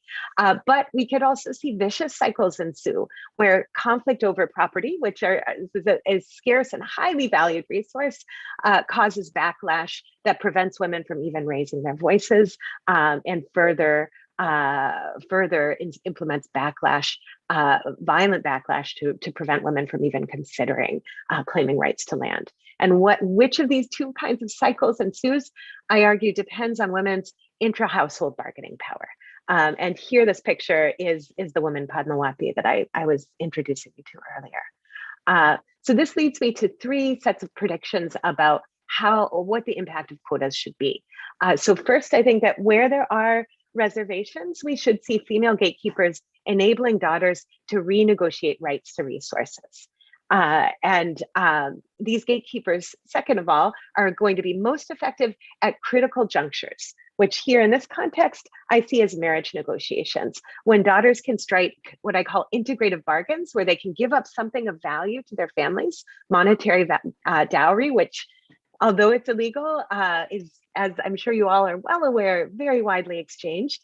But daughters can say, please don't give me monetary dowry. Instead, give me land rights in my name. And with the support of female gatekeepers, daughters are very often quite successful at this. And so where daughters have the ability to strike those integrative bargains, that's where I see evidence of women's economic empowerment. In contrast, women without that bargaining power, women who have already married when they gain rights to inherit land and access to female gatekeepers, are the ones who I expect will suffer backlash by status quo beneficiaries. That's not just men and their brothers, but their parents as well. So how do I study this? I leverage 2 natural quasi-experiments where the state expands access to political power in an as-if-random manner, that's via women's reservations, and economic power, that's in an as-if-random manner, that's the Hindu Succession Act amendments, where a given woman's eligibility is based on the timing of their father's death. So if they died after the state legislated the Hindu Succession Act, they're eligible for equal inheritance rights. And up until very recently, if their fathers died before their state legislated that reform, they're ineligible. So I conducted 2 years of field research based mainly in Andhra, and now also Telangana, across Anantapur, Rangareddy, Krishna, Khammam, Visakhapatnam, and Srikakulam districts. And I also leverage a data set from the Rural Economic and Demographic Survey conducted by the National Council of Applied Economic Research in 2006 to 2009, across a little under 9,000 households, but including all members of the household, so about 100,000 individuals across 240 villages in 17 major Indian states. So let me take you to my findings. So there are 4 main findings that I want to show you. First, what is the impact of changing property rights reforms to give women equal rights to inherit? And what we can see in this first column, these are women whose fathers die after reservations have occurred. So there is a female pradhan when their father passes away. And so pre-inheritance reform, so that's prior to gender equal inheritance, we see women are about 6 percentage points more likely to inherit in the presence of a female gatekeeper. And 6 percentage points may not sound like a lot, but this translates into a rise in inheritance from about 10.3% of women to 16.3% of women with female gatekeepers, which means about 23.6 million more women inheriting, given India's population of roughly 1.34 billion, 67% of whom are rural, and 92% of rural households are landholding households. However, absent reforms, so the second column, we see that giving women equal rights to inherit property, absent quotas, does nothing. That doesn't change women's probability of inheriting land. And the third column here asks what happens for women who actually gain property rights with a female pradhan who can help them navigate the land inheritance system. And here there's a really striking finding, which is we see a drop in the likelihood that women inherit land by 9 to 10 percentage points. And this, I would argue, suggests that we see resistance to enforcement of women's economic rights when they are substantial, when we have equal economic rights guaranteed by the state. And so the second finding I want to show you is a little bit more hopeful, which here I ask, does variation in women's bargaining power change female gatekeepers' effectiveness at enforcing equal rights to property? And the answer is yes. So what I'm showing you is the net effect of female gatekeepers for women who are eligible for equal inheritance rights compared to those who are ineligible.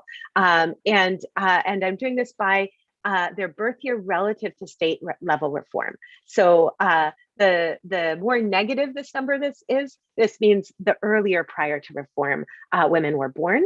And we can see for women who are born well before reform, who are around 50, 40, 30 years at the time their state reforms inheritance rights, we see a negative impact. That's what I just showed you in the prior slide.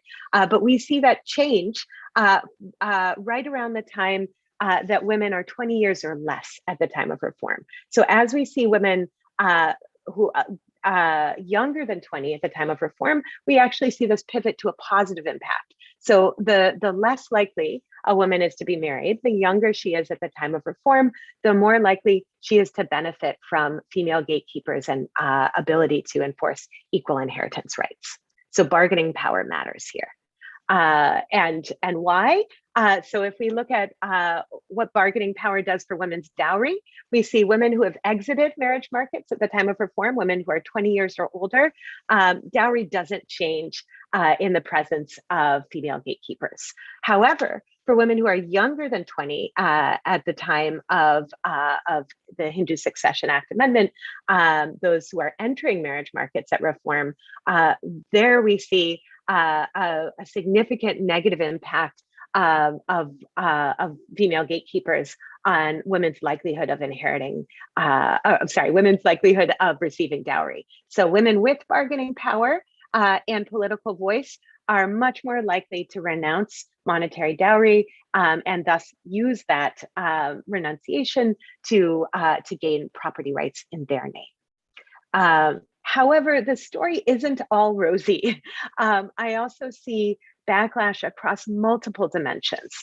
And so here, I just want to show it to you in one form, which is what happens for brothers who are those traditionally with exclusive entitlements to inherit property. And what we see is for families where we have both brothers and sisters, we see a significant drop in brothers' willingness to care for parents in old age, which is typically the social contract that brothers inherit land in exchange for taking on the responsibility of not just caring for that property, but caring for their parents as they age. And we see a drop of about 20 percentage points in sons' willingness to care for parents in old age, which I'm measuring based on their co-residence, married sons' co-residence with their parents. Looking just at elder sons, we see that drops precipitously when there are sisters who have not just the ability to inherit with an equal entitlement to inheritance, but have the likelihood of successfully claiming those rights thanks to female gatekeepers at the time of their father's death. And so what do we, let me go back to what I think the contribution is of this work. So first of all, we do see something very positive, that women's representation fundamentally alters gendered systems of power, really from the ground up, from the household up. And this impacts not just political behavior, which I'm happy to talk about in the Q&A. I do find it increases women's political participation and over time, also men's political participation, but we also see changes in economic and social behavior as well. And I argue these politics are really personal. Daughters' negotiations can actually make families better off by renouncing what are massively increasing monetary dowries, which don't go to daughters, which go to in-laws, and often are spent on large wedding ceremonies, and then that money disappears. Families can be better off by keeping property within the family, but ensuring that daughters have rights to this property too. But constraints often bind. So one constraint is information. There's uncertainty over whether the Hindu Succession Act amendments will be enforced. Second, the opportunity to strike integrative bargains is limited based on whether women have married at the time they gain these rights, and political voice. And structure also varies. So the value of a given woman's economic voice, social voice, political voice varies widely across local contexts in India. And the final point, the final contribution I think I make is to say that this, gender equality isn't easy. There's conflict which is intrinsic to breaking patriarchal power structures. And so these unintended consequences of backlash that we see, which fundamentally limits the security of parents in old age, should not be surprising to us. And so we can do better going forward to expect unintended consequences, to expect conflict, and to figure out how to support intended beneficiaries of reforms, how we can support women, not just in providing rights, but providing a broader infrastructure for support for women to claim these rights. And I want to leave time for Q&A, but I'll just briefly introduce 3 new research projects, and I would be delighted to talk about any of them if people are interested. One piece of work I'm conducting with Elise Toth is to look at whether quotas remedy intersectional exclusion. And Elise and I look at the impact of 2-dimensional quotas, so quotas not just for women, but also for members of scheduled tribes or scheduled castes. And we find 2-dimensional quotas improve intergroup relations across castes, whereas 1-dimensional quotas typically actually cause greater conflict across groups. So we see some real potential the more that we see 2-dimensional quotas implemented across India. Secondly, with Simone Chauchard and Alyssa Hines, we are working to map proxy politics. So the question of sarpanch patis or pradhan patis, we look at once women are elected as sarpanches or pradhans, when do they actually gain real decision-making power? And we're doing that mainly in rural Maharashtra. And we find that small nudges in the decision rules demanding that everyone voice their opinions before deliberations over things like budgets occur actually make a big difference in ensuring that women do have a voice in decision-making within panchayats.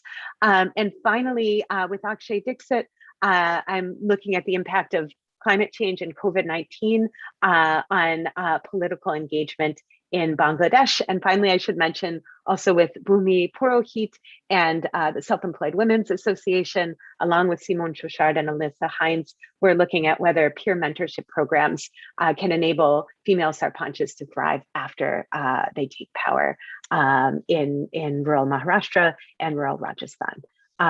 Thank you so much for giving me the chance to speak. I'm happy to go into details on any of these issues, but for now, I just want to thank you for your attention and your engagement and your questions.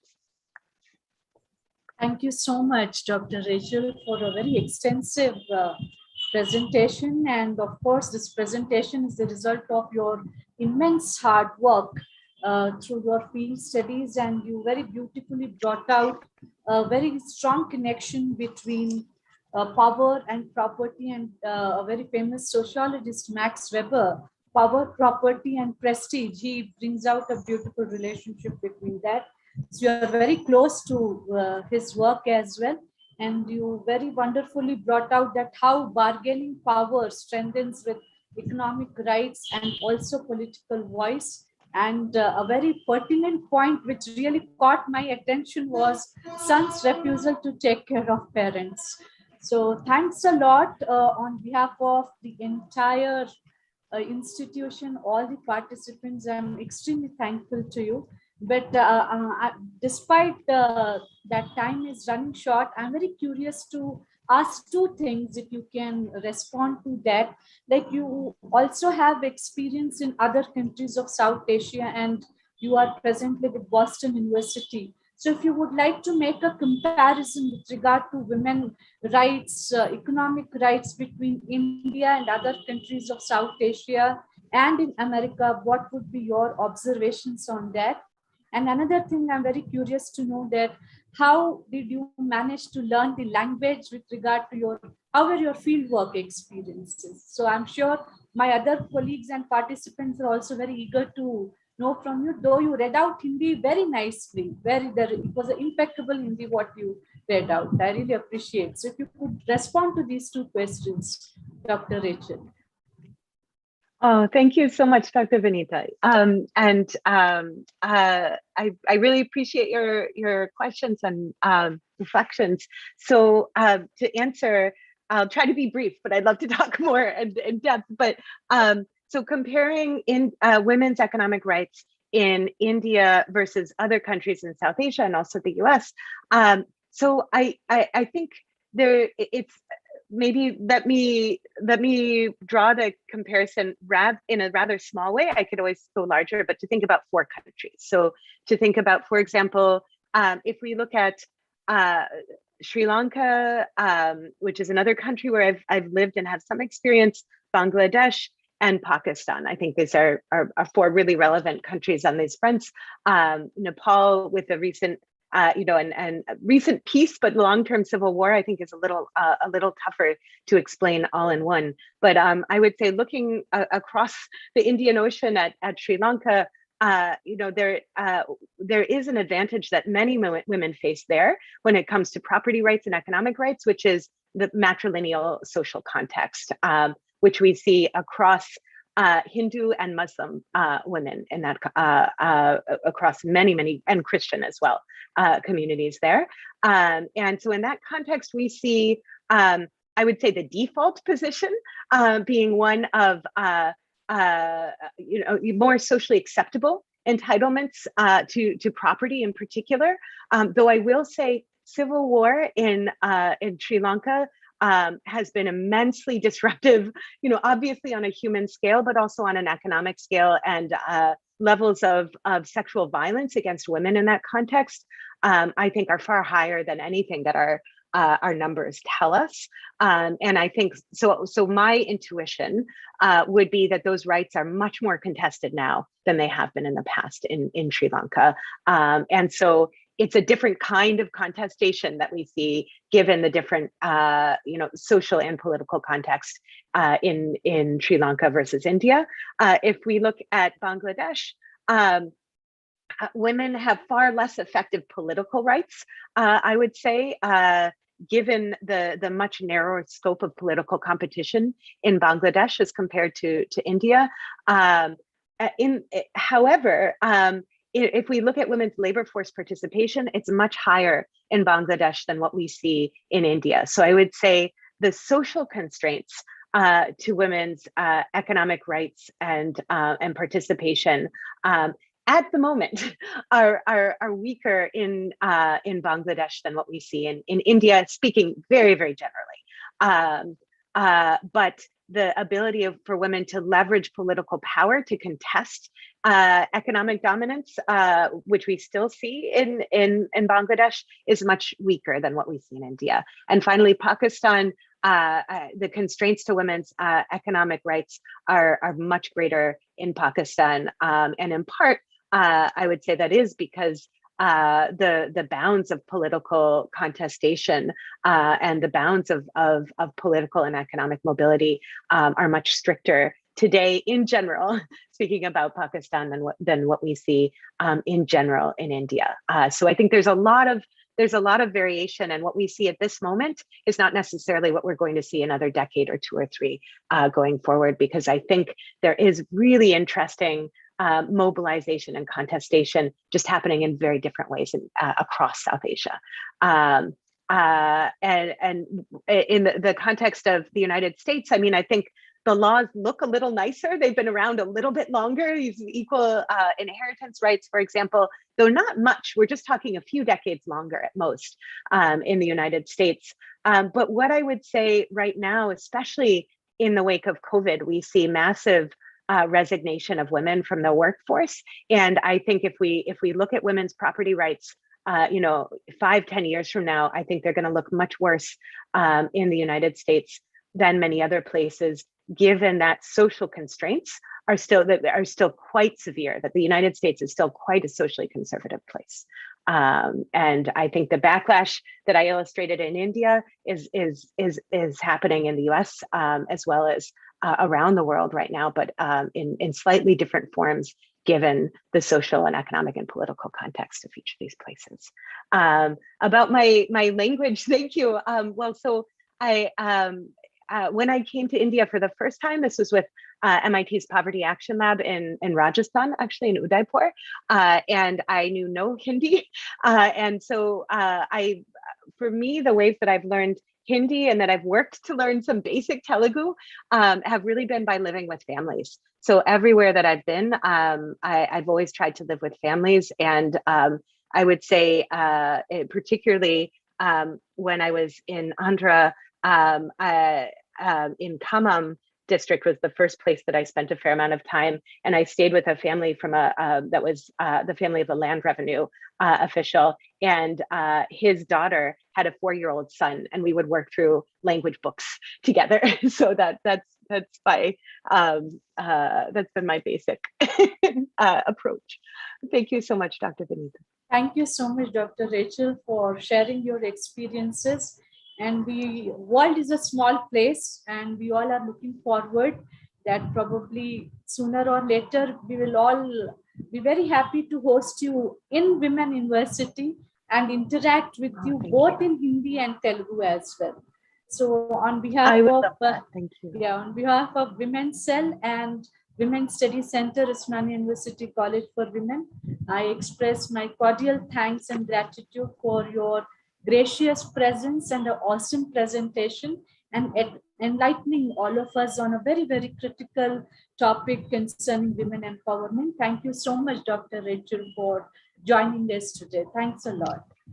And now it's my privilege to present to you one of the most famous names associated with Telugu film industry, a very popular name associated with Telugu TV industry, Shri K.V. Pradeep Garu, who is the guest of honor for this valedictory session.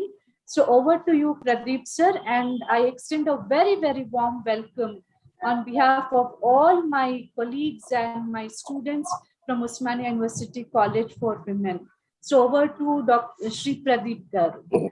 Thank you very much, ma'am, Vinita ji. And then I just heard Dr. Rachel speaking, and then I was really impressed the way she put the slides there, very analytical manner, and then I could learn new things about India from her. That is the wonderful message I could take it from her. And then Professor Usha Kiran Garu, today's chief guest. Good evening, ma'am. And Professor Vijulata Garu, Professor Srilata Garu, Professor Vijayalakshmi Garu, and then of course Dr. Vinita Pandey Garu. Very good evening to you. I am an actor. Actors have limited scope on theater. Actors have limited scope in a role to play. Actors have limited scope. Though I am a protagonist in a play, in a serial, in a cinema, but still I have been constricted and then restricted by boundaries. Life is also like theater.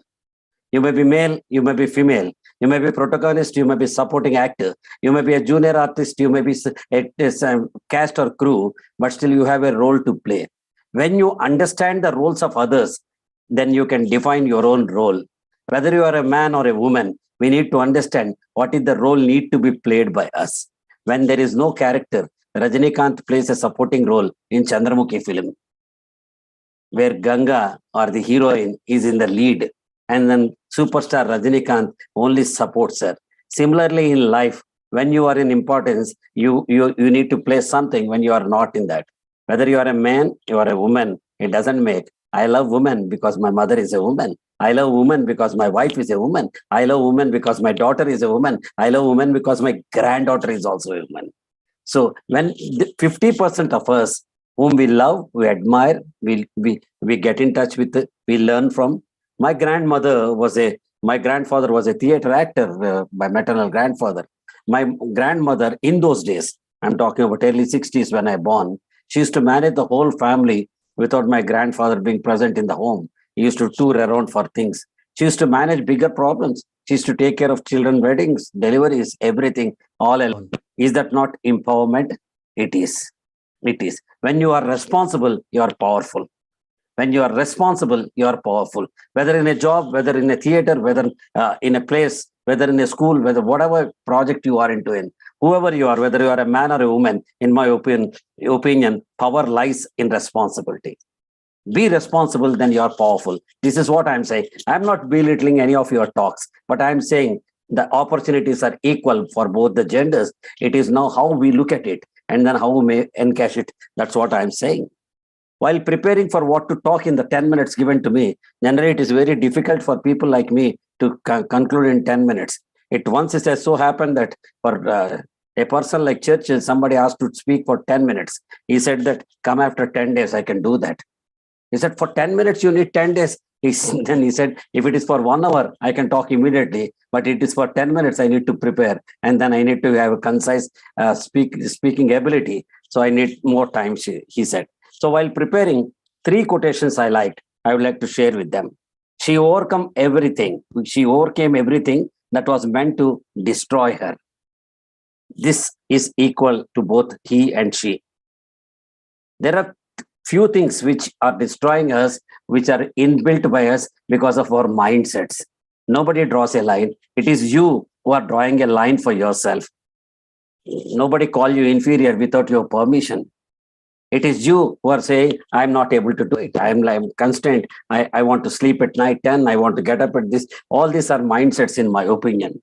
And the second quotation is, behind every successful woman, not man, behind every successful woman, there is a tribe of successful women. What a beautiful thing is that. Women need to support women. This is what, see, it's like any minority. If I go and stay in US, I become minority there. If Rachel Ji comes and stays in India, she becomes minority here. All that we have to do is we form a Telugu association in US, say that Silicon Andhra Telugu Association. It is only protecting the group minority. It is like 100 wolves coming and encountering a tiger. Nothing else. So I'm just saying that behind every successful woman, there are plenty of women who are inspirational to her. I always feel, looking at the love of my wife towards her father, I wanted a girl child to be my first child, because my mother used to love her father. My wife loves her father the most. Now I'm proud that my daughter loves me the most. It is only the way we look at things, nothing else. That's what I'm saying. And the third one, the important quotation which I've read is that I designed my life and I wrote my own story. Why did Bahubali killed Kattappa is one question which wandered in our hands for over a year, from Bahubali beginning to Bahubali conclusion. But it is not a suspense or a surprise to Rajamouli because he created. Let our own stories surprise others, not us. Let our successes surprise others, not us. Let our achievements surprise others, not us. So how can we do that? I read a book called Men Are From Mars and Women Are From Venus. It speaks about relationships. It says that men seek positions. Both are not same. You cannot compare lily with rose. You cannot compare jalebi with a cake. You cannot compare Allahabad with Ahmedabad. All are different genres altogether. Similarly, never we can compare men and women. They are from different species. They are from different places. They are from different backgrounds. They are from different cultures. They are from different mindsets. So I feel that all that we have to do is understand the other characters. Like as an actor, I understand the characterization of the other characters. Similarly, at home, at office, at workplace, at wherever you are, I need to understand the others. So men seek positions. All that men want is that they want a promotion in the job. They want a visiting card saying that I'm president of this, I want secretary of this, everything. Whereas women seek relationships. They want to be cordial. My wife always, my father used to live with my younger brother. I lost him a month back, my father. So I used to live with my younger brother. My wife, every day while I'm coming home, I used to call her and say, 10 minutes I would be at home. She said, why don't you go to your dad and then spend some time with him and come back? That's the kind of love they extend to others. They are inclusive. Men are exclusive. Women are inclusive. They want everyone to be together. There is a beautiful saying which says that men hear from this ear and then exit from this ear. Men, whatever somebody says, including his own wife, they hear from their left ear and then they exit it from the right ear. But women hear from left ear and then right ear and then they exit through their mouth. Meaning is that they would like to communicate. They would like to share. They want others to hear them. They want others to listen them. They want others to understand their. They don't want solutions. They just want to hear, listen. That is the reason. Immediately, if there is some thing goes wrong, a woman immediately looks for another woman to share that information. No matter that other woman can be a neighbor, can be a housewife, can be a housemaid, or can be even sometimes they speak to the what you call dishes in the kitchen also. They want to come out and then they want to speak. All that we have to understand as men, that women want us to listen to what they say rather than give solutions at the time when they need anything else. They have solutions. They are empowered to manage homes plus offices. They are empowered to manage kids, homes, and also offices. They are more competent than me. That's what I learned from my, you can say, my life. Then men want networking in the sense that I want to go around, I want to spend time, I want to do that. Women want privacy with their life partners. I want to spend some time with you exclusively for half an hour. It's okay. Everyone is there. When can half an hour? That half an hour is mine exclusively during the day. They come and see. We need to appreciate that, and then we need to understand that. What I say is that there is a equation, or you call it as a abbreviation, called PAC in transactional analysis. In every transaction, irrespective of age, we behave like an adult, like a parent, like a child. This is what is a human psychology, which says that all that we have to do in a relationship, men and women, is that if the other person is a parent, you become a child. If the other person is an adult, you also behave like an adult. If the other person becomes a child, take control and you become parent. Then the equations will be all right. So I'm just saying that on a Women's Day, it's a pleasure to spend time with many of the women whom I'm seeing here. But I would like to say, these days, it hardly matters whether you are a man or a woman. It only says whether you are a human being or not, whether you have a character which says inside beautiful and outside beautiful, irrespective of whatever it is that. I never distinguish between a man and a woman in my lifetime. Neither I'm going to do for the rest of my lifetime. For me, everyone is equal because I'm an actor. Actors include male actors and female actors. Thank you very much, Vijayalakshmi ma'am, for inviting me. Thank you very much, Vinita ma'am, for making part of this wonderful talk. Thank you so much. I think within the purview of my scope, I did justice to what I need to talk. Thank you very much. It's always a pleasure to interact with you all. Thank you, sir. Thank you. Okay, please carry on. You want to say something, Vijayalakshmi ma'am? Actually, I wanted to thank sir for his excellent talk, and he was very apt and then to the point, and he has given a lot of inputs. Although his lecture was very short but crisp, to the point. Thank you so much, sir.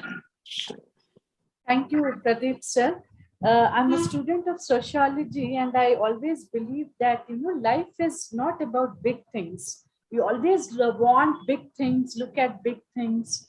The actual pleasures of life lies in smaller things, and your talk actually covers those smaller things, which is the foundation of a good relationship. Thank you. When I was, when Srilata ma'am shared, Vijayalakshmi ma'am shared your CV, I saw that you have motivated 15 lakh people. So I was wondering that how is it possible that one person motivates, but listening to you for 10 minutes, Pradeep ji, I'm really overwhelmed. And I personally feel it is because, you understand life at its grassroots level. Thank you, ma'am. Thanks a lot, and I'm feeling so happy that you are with us on this very momentous day. and you shared your experiences, and through your experiences, you're also telling us how to go ahead in life. So thanks a lot on behalf of entire institution, Usmania University College for Women. I extend my cordial thanks and gratitude for your gracious presence and for your invaluable time, sir. Thank you, ma'am. Thanks a Pleasure lot. is mine. Thank you so much. So with your permission, now we will proceed, and it's time to invite our beloved chief guest. We all have been waiting to listen to her. Usha madam is not new to us, but hosting you and inviting you as a chief guest on International Women's Day, and especially in the backdrop that now Women's College is Women University, I deem it my privilege to invite Professor Usha Kiran madam as the chief guest of the valedictory of this two-day international virtual conference. So over to you, Usha ma'am. Thank you, Dr. Vinita. Am I audible? Yes, ma'am, you are audible. Yeah, thank you very much for all lovely invitation and introduction. I have, I think, all of us here very happy for the announcement made by the state government that this being the Women's Day, International Women's Day, our state is going to get a new women's university. That is great news for all of us. So, and I feel honored to speak on this day because especially it is designated as Women's University. So I feel proud to be here amongst all of you. So Professor Vijayalata, she deserves congratulations and all her entire time. And also the study center, especially Dr. Srilata, Vijay Lakshmi, and you and all others. I have my colleagues, I've seen Dr. Shailaja, Vice Principal, Sabiha, and all other faculty, and dear participants. I think we have with us Pradeep Kumar, and also we have Dr. Rachel. So good evening to all of you. And of course, I've been listening to many things. So I started listening Bhavana, and then later on Rachel, and of course Pradeep, and so many learned things have been discussed here. And being the last speaker is always a difficult task. All these things have been covered. Whatever I wanted to tell, somebody or the other, they are sharing. So now it's a question as to what I should speak to the participants. So anyway, let us congratulate each other for the success of the seminar and also for celebrating this International Women's Day so nicely, academically, and coming together. So definitely it is something good for all the academicians. That is the first thing I would like to tell. And of course, the theme of the day being break the bias. So is there bias? Is the first question. So many people said there is bias. This bias is towards the women, towards the girls. Yes, I agree. There is bias, no doubt. But bias is flowing from all sides to all sides. So there is a bias towards the girls, towards the women, and also towards the men. Our aim is to see that there is gender equality. So in a way, we are here using this platform. We are trying to celebrate the Women's Day in such a way that is, we are trying to see what are all our achievements, especially with relation to the societal or cultural or business areas. So when we are looking at these areas, where we are and where we were and how really we are going ahead, what is our progress, all these things have to be discussed. That is the most important aspect. So definitely this day is a great platform for us to discuss these things. And not just discuss, we have to introspect ourselves and see what are all the changes that we can propose and what are all the things that we can think of to end the kind of a discrimination. So while thinking about that, we have to consider that it's not just, feminism and all, but, it should be overall development of one and one, that is the men and women. And definitely this bias, whether it is towards men or towards women, towards girls, it should be ended. That is a thing what we have to think. And women being more vulnerable, of course, this platform takes the examples of women who are facing the bias. And when we are looking at the bias, it may be noticed, or it may be conscious, or it may be unconscious. Sometimes those who are facing the bias, they might not understand that they are facing the bias. So people tell, very openly they tell that, everybody is equal for me, that men and women, they are one and the same, and they are equal, something and all we keep telling. And we are very happy that in traditional courses, now most of the girl students are, going ahead. We say that 70% of our admissions are now women students in higher education. And when I go to the technology and engineering, compared to the yesteryears years, I find that there are many girls who are taking up the education. All kinds of conventional, not conventional, all kinds of fields of education they are going through. Fine. Is there the progress? We have to question ourselves. Is there the progress? If somebody is joining a course, higher education, can we say that it's the ultimate progress? I feel no. It's not the education that really makes you more powerful. It is knowing and understanding how to make decisions.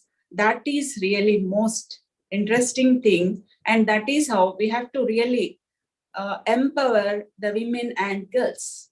So decision making is one of the arts, one of the things, which all of us should really learn. And whenever we are facing any kind of bias or discrimination, what are we doing? Are we really approaching the right frameworks? Are we really communicating this to anyone? Supposing a girl student faces some problem in the college, where should she go? We have all, all the things in place, all the frameworks are there in place. But are the students really going to those institutions? Are they seeking justice? It's a very big question. So having frameworks, or legalizing them, or saying that we are providing all facilities and all, it's not the empowerment. The empowerment lies only when such institutions are really used by the aggrieved parties. So what is the use of having internal complaints committee if a student is not able to approach it, or if a women colleague being harassed by somebody, by a man, if she is not able to go to internal complaints committee, what is the use of it? We call ourselves having women empowerment cells. Fine. So how many of the women colleagues, or how many of the women students are approaching these empowerment cells and discussing their problems openly? This is a question that we have to put.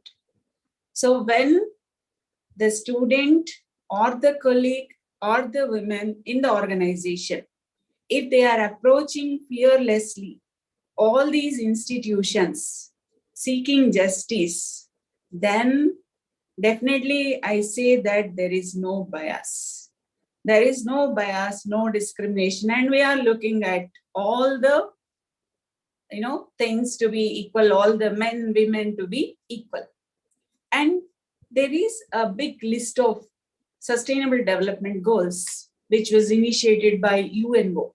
So when we look at these sustainable development goals, goal number 5 talks about gender equality.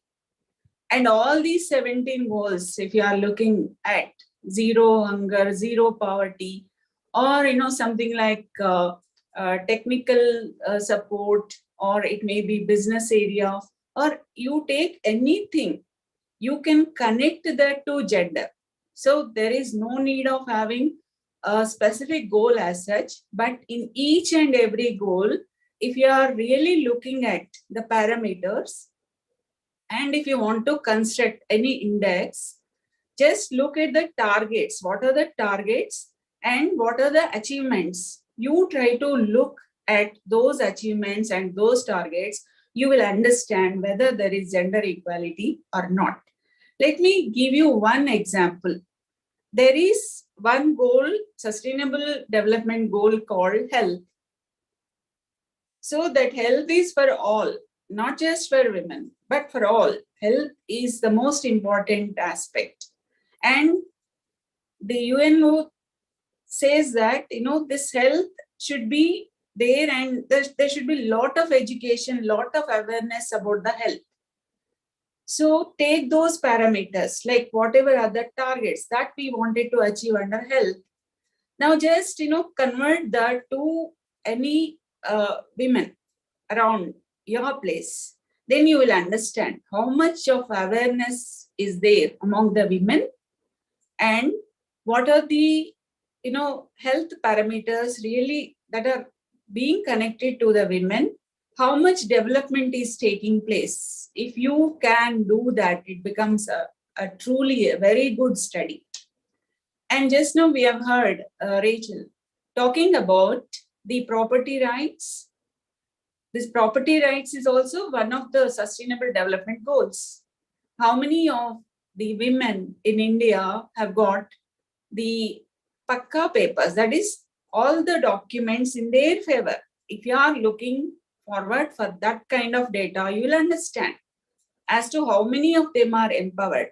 So if Rachel is there, I just wanted to ask her one question, whether she has done this study after the Hindu Succession Act, after the implementation of Hindu Succession Act. Because when we are looking at the Hindu Succession Act, are you there? Yeah. Rachel. Yes, so, it's exactly about the Hindu Succession Act amendments implementation. So very much, that's exactly when I say gender equal inheritance rights. I mean for Hindu women. Yes, I'm happy that you have taken up this study after the changes that have occurred in the Hindu Succession Act, because the recent amendment or the recent change is that the Supreme Court has declared that each and every woman gets the property rights. And if this is ultimate from the Supreme Court, everybody knows about it. So in a way, men of those daughters are also beneficiaries. So even if women are not knowing, not aware of this fact, then men, at least they will come forward and, educate them. So even this, you have to please note it down. So whenever we are thinking in terms of the sustainable development goals, we have other goals also. Supposing climate, when you are taking climate, what are all the changes that are occurring in climate and how are they impacting the women?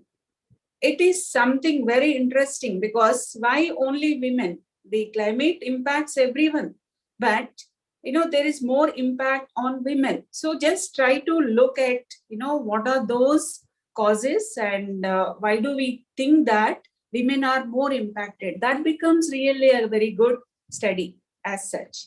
So like that, if we go on looking at the various parameters in all the 17 goals, if you can connect that to women and the achievements or the progress in those goals, definitely we come across a very big study which really takes into consideration all the parameters. And one more aspect I would like to highlight here, that is whenever we are thinking in terms of decision making, what happens is in corporates especially, I remember to have, came across one particular research study which stated that there is more of men's voice prevails in decision making, especially in board meetings. What could be the reason? So the study explored as to what could be the reason. The study pointed out that it is because the way women, try to communicate with others. What happens is, if you are a board member, before the board meeting, women tend to be there in their cabins and directly they move towards the board meeting. Whereas men tend to meet in corridors and keep discussing wherever they are. They keep discussing about, these things, like what should be the decision and how a decision should be taken, so on and so forth. By the time they reach the board meeting, the decision is almost over. So it is something like a factor called lobbying. So this lobbying, the study says, the factor called lobbying is more in men rather than women. So it really tells something about, how decisions are being made. So whether it is in your home, if you are taking a decision, or a boardroom, or somewhere else in the organization, you tend to talk. You tend to talk and get all diverse opinions, and before you reach the boardroom, so that you will have a kind of a diversification of opinions in your mind, and you will be able to present in a better manner. This is what the study said. So here, when we are talking about the board meetings or the investment decisions, or something like how many people go into the parliament, or how many of them are elected leaders, so on and so forth, we can understand that it is not the position as such, but it is the decision making that is most important. So everybody, the girls or the women, they should understand that how well they are empowered to take that particular decision. So that is most important. It's not that, somebody give you the awareness, or somebody really tells you to go for this kind of decision, but you yourself, like we ourselves, have to understand and should have the ability to really think about pros and cons and decide as to what would be the right decision. So when we are able to give this kind of skill to our young girls and the women all over, I think that is the day when we can say that women are more empowered. So that is what personally I feel. So the powers, the powerful positions, whatever are there across, various fields, all these things, they should not be just ornamental. They should give a real power to the women. Then only there will be a kind of a empowerment, enlightenment, or a participation, or gender equality. So we all should really look forward to such a day that, all the women, all the girls, they must be able to protect themselves and also to empower themselves to take the decision and prevail over their decisions. So here, I was just referring to in the beginning, I said the bias flows in all directions. So the bias flows from women to women also. Even that factor we have to consider. So women may show bias towards the other women. So even that fact we have to consider.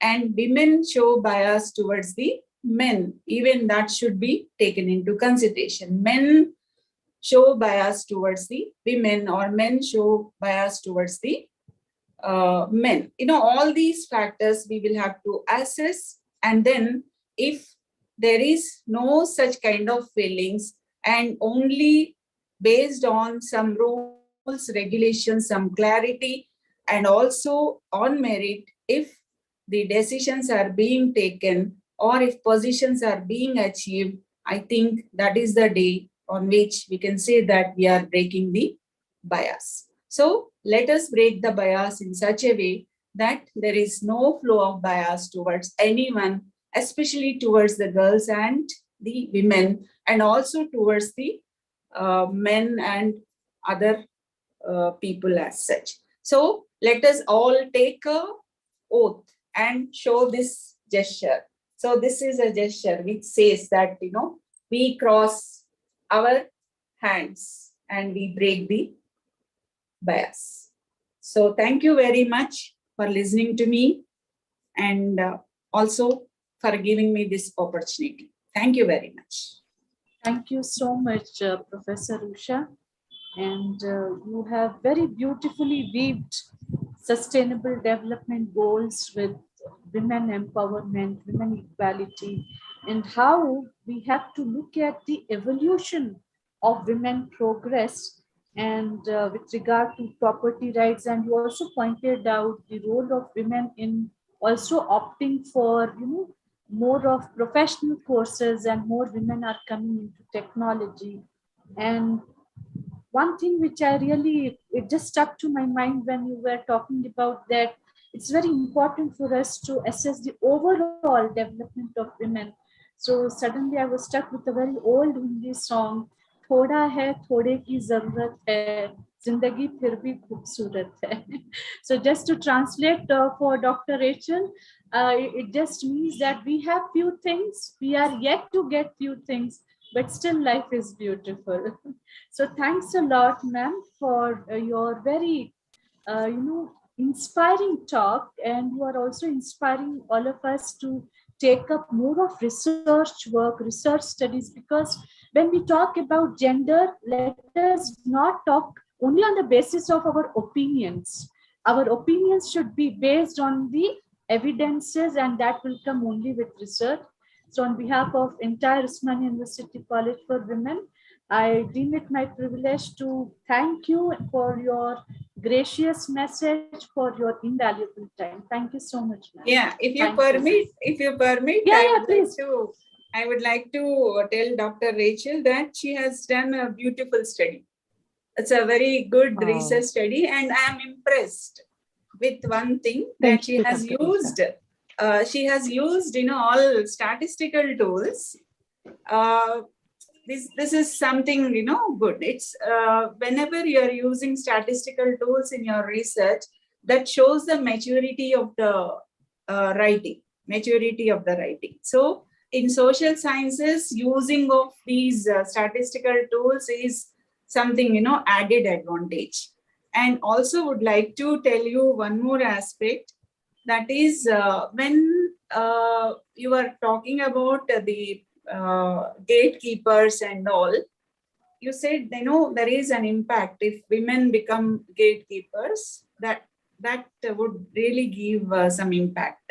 So I just would like to tell one thing. Supposing the women gatekeeper, if biased towards men, towards the boys, then what is a question? So you please take it up as a next research work. Thank you, Dr. Usha.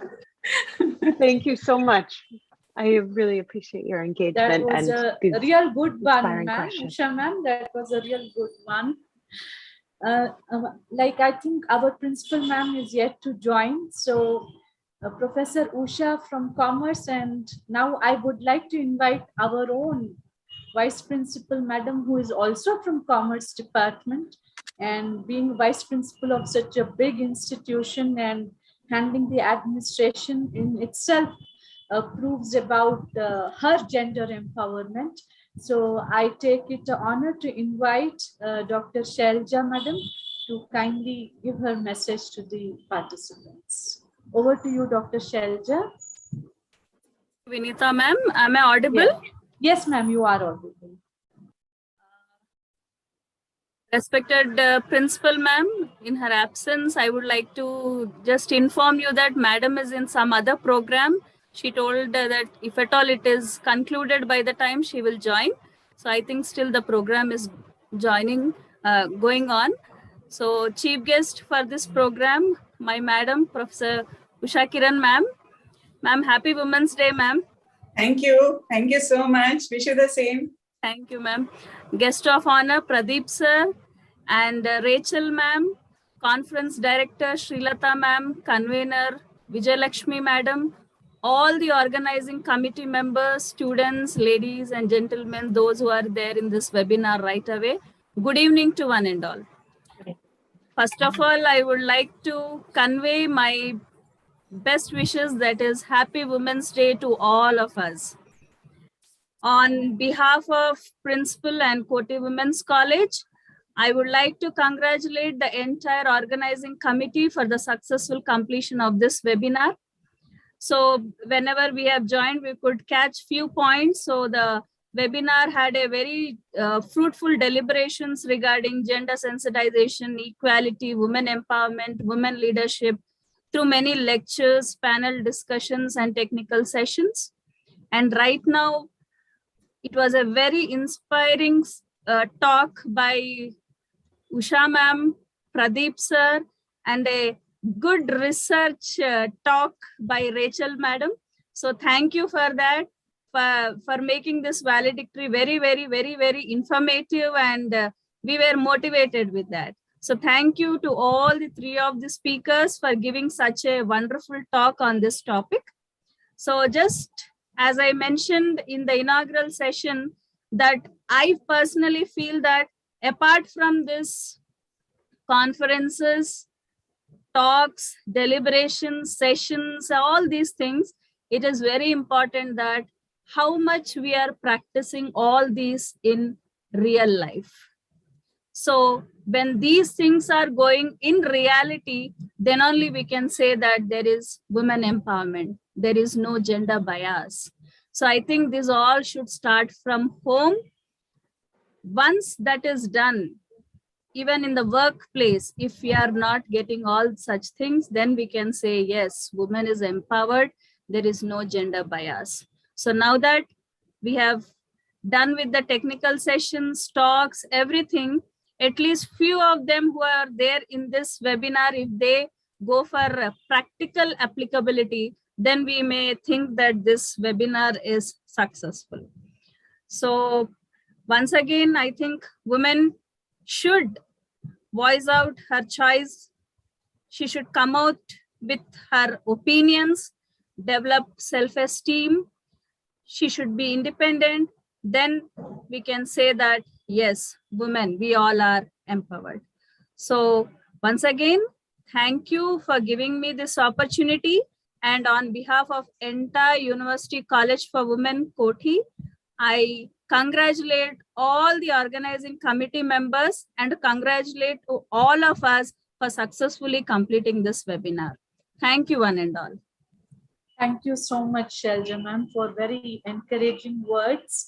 And though you are part of the host team, but still, as a protocol, I'm extremely thankful to you for your message and your presence there and your coordination with regard to administration and your contributions in evolution of Women's College becoming Women University.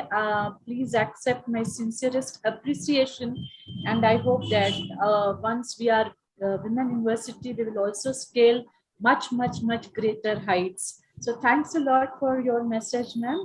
And with your permission, I would like to now proceed and invite the conference director, Dr. Srilata Madam, who is also the director of Center for Women Studies. In fact, Dr. Srilata and Dr. Vijayalakshmi, they have been the woman force behind this 2 days virtual conference. And friends, actually, we only see this 2 days conference, but the amount of effort, the amount of coordination, the amount of hard work, what involves, that is phenomenal. And these two hardworking women, they are there to talk to us. So over to you, Dr. Srilata ma'am. Thank you, Vinita ma'am. It's a pleasure to have Professor Usha Kiran ma'am, who has been always supportive, and always she has one or the other word which motivates us. Thank you for being with us, ma'am, and also accepting our invitation, and immediately you have been there. And you have always given your best suggestions and whatever it is, you would always be forthright in your opinions in everything, which are very useful. And also it help us for the next whatever we do undertake. Thank you very much, sir. And also I thank Pradeep sir for being his speech being very short and crisp and saying the essence of women in his life and also the essence of women in one's family's life. Thank you for that accession and always that support, sir. And I would definitely thank Dr. Rachel, who has been very, very patient, I could say, but also immediately she responded immediately when I asked her to be part of this conference. Now it's early morning for her. It's 5:30 or so. She said it would be very difficult, but still she joined and she has presented in a very positive manner. But when we have asked her, it was mainly because of the body of work she has done on women's participation at the local level. And it has been very, very interesting. And when she has used these words, gatekeepers as men and gatekeepers as women, the impact it could bring out in the local level and also the level what is happening in India's political participation. On one side, when we talk of there is not much happening at the local level or the women empowerment at the local part, these research from people abroad India have been working, and it was really a very positive way this has been brought out. And I'm very thankful for Rachel and also for giving us very, what do you say, displaying that information in a very short and crisp manner with very few words, and that has a lot of information. Thank you very much, Rachel. Also thank Vijayalakshmi ma'am, who is the coordinated women's cell, who has been very, very hardworking, very systematic, and she's very supporting and everything. And Namita madam, to doing the anchoring in such a manner. And I also support Principal ma'am and our Vice Principal for being very supporting. And the moment when we come up with any projects, we have the full support. It's 100+% we have the support, and the communication is always very open. And I thank all of them for giving this opportunity and making it such a wonderful webinar where we could discuss. And it was really worthwhile, and we had good number of presentations, ma'am, Usha Kiran ma'am. More than 50 presentations were there from all over India, and the dropouts of the presentations are very, very less. Of the 50 what we selected, nearly only 2 have dropped out, not more than that. Everyone was very professional. Within the given time they have presented, and it was very fruitful. So I also thank all the participants for being in such a manner, prepared in such a manner, and made this conference a success. Thank you. Thank you once again for all the person dignitaries and the participants and my faculty. Thank you. Thank you so much. Thank you so much. Bye. Bye, everyone. Thank you, one and all, for making this conference a successful program. So on behalf of Women's Studies Center and Women's Cell, may I also extend warmest greetings and great thanks to all the participants, to all the members. And in a very special way, I would like to thank the organizing team for making up such a wonderful team spirit and great coordination. And I must not miss thanking the program director of the conference, Srilata ma'am. I really enjoy working with Srilata ma'am, and we have been doing this since for the past 2 years. It's been very, very motivating to work with Srilata madam. We have been organizing several webinars, and every time I keep learning many things from madam. Thank you so much, ma'am, for putting up great show once again in coordination with the Women's Cell. And of course, I would also like to thank the exam branch, Controller of Examination, Premlata Madam, for extending the technical support so that we could smoothly conduct this particular conference. And of course, my special appreciation to Mr. Hari Prasad for extending all the technical support. And last but not the least, the organizing team once again, the members of the Women's Studies Cell and Women's Cell. As always, they would be ready to, take up any task and then come forward to extend all the support. So thank you once again to each and every member of the college, the University College for Women. Thank you, one and all. Thank you, ma'am. Thank you. Thank you. Thank you, ma'am. Thank you, Vinita ma'am. Thank you, ma'am. Thank you. All Special the thanks missing to both principal of ma'am. you. Thank you, Shailaja ma'am, for making up Thank you, to ma'am. for the Thank session, you. valedictory session. Thank you so much, ma'am. So I'm stopping the recording, ma'am. Srilata ma'am. Yes, ma'am. Yeah, you can stop the recording, but we can stay back for 5 minutes. Yeah, sure.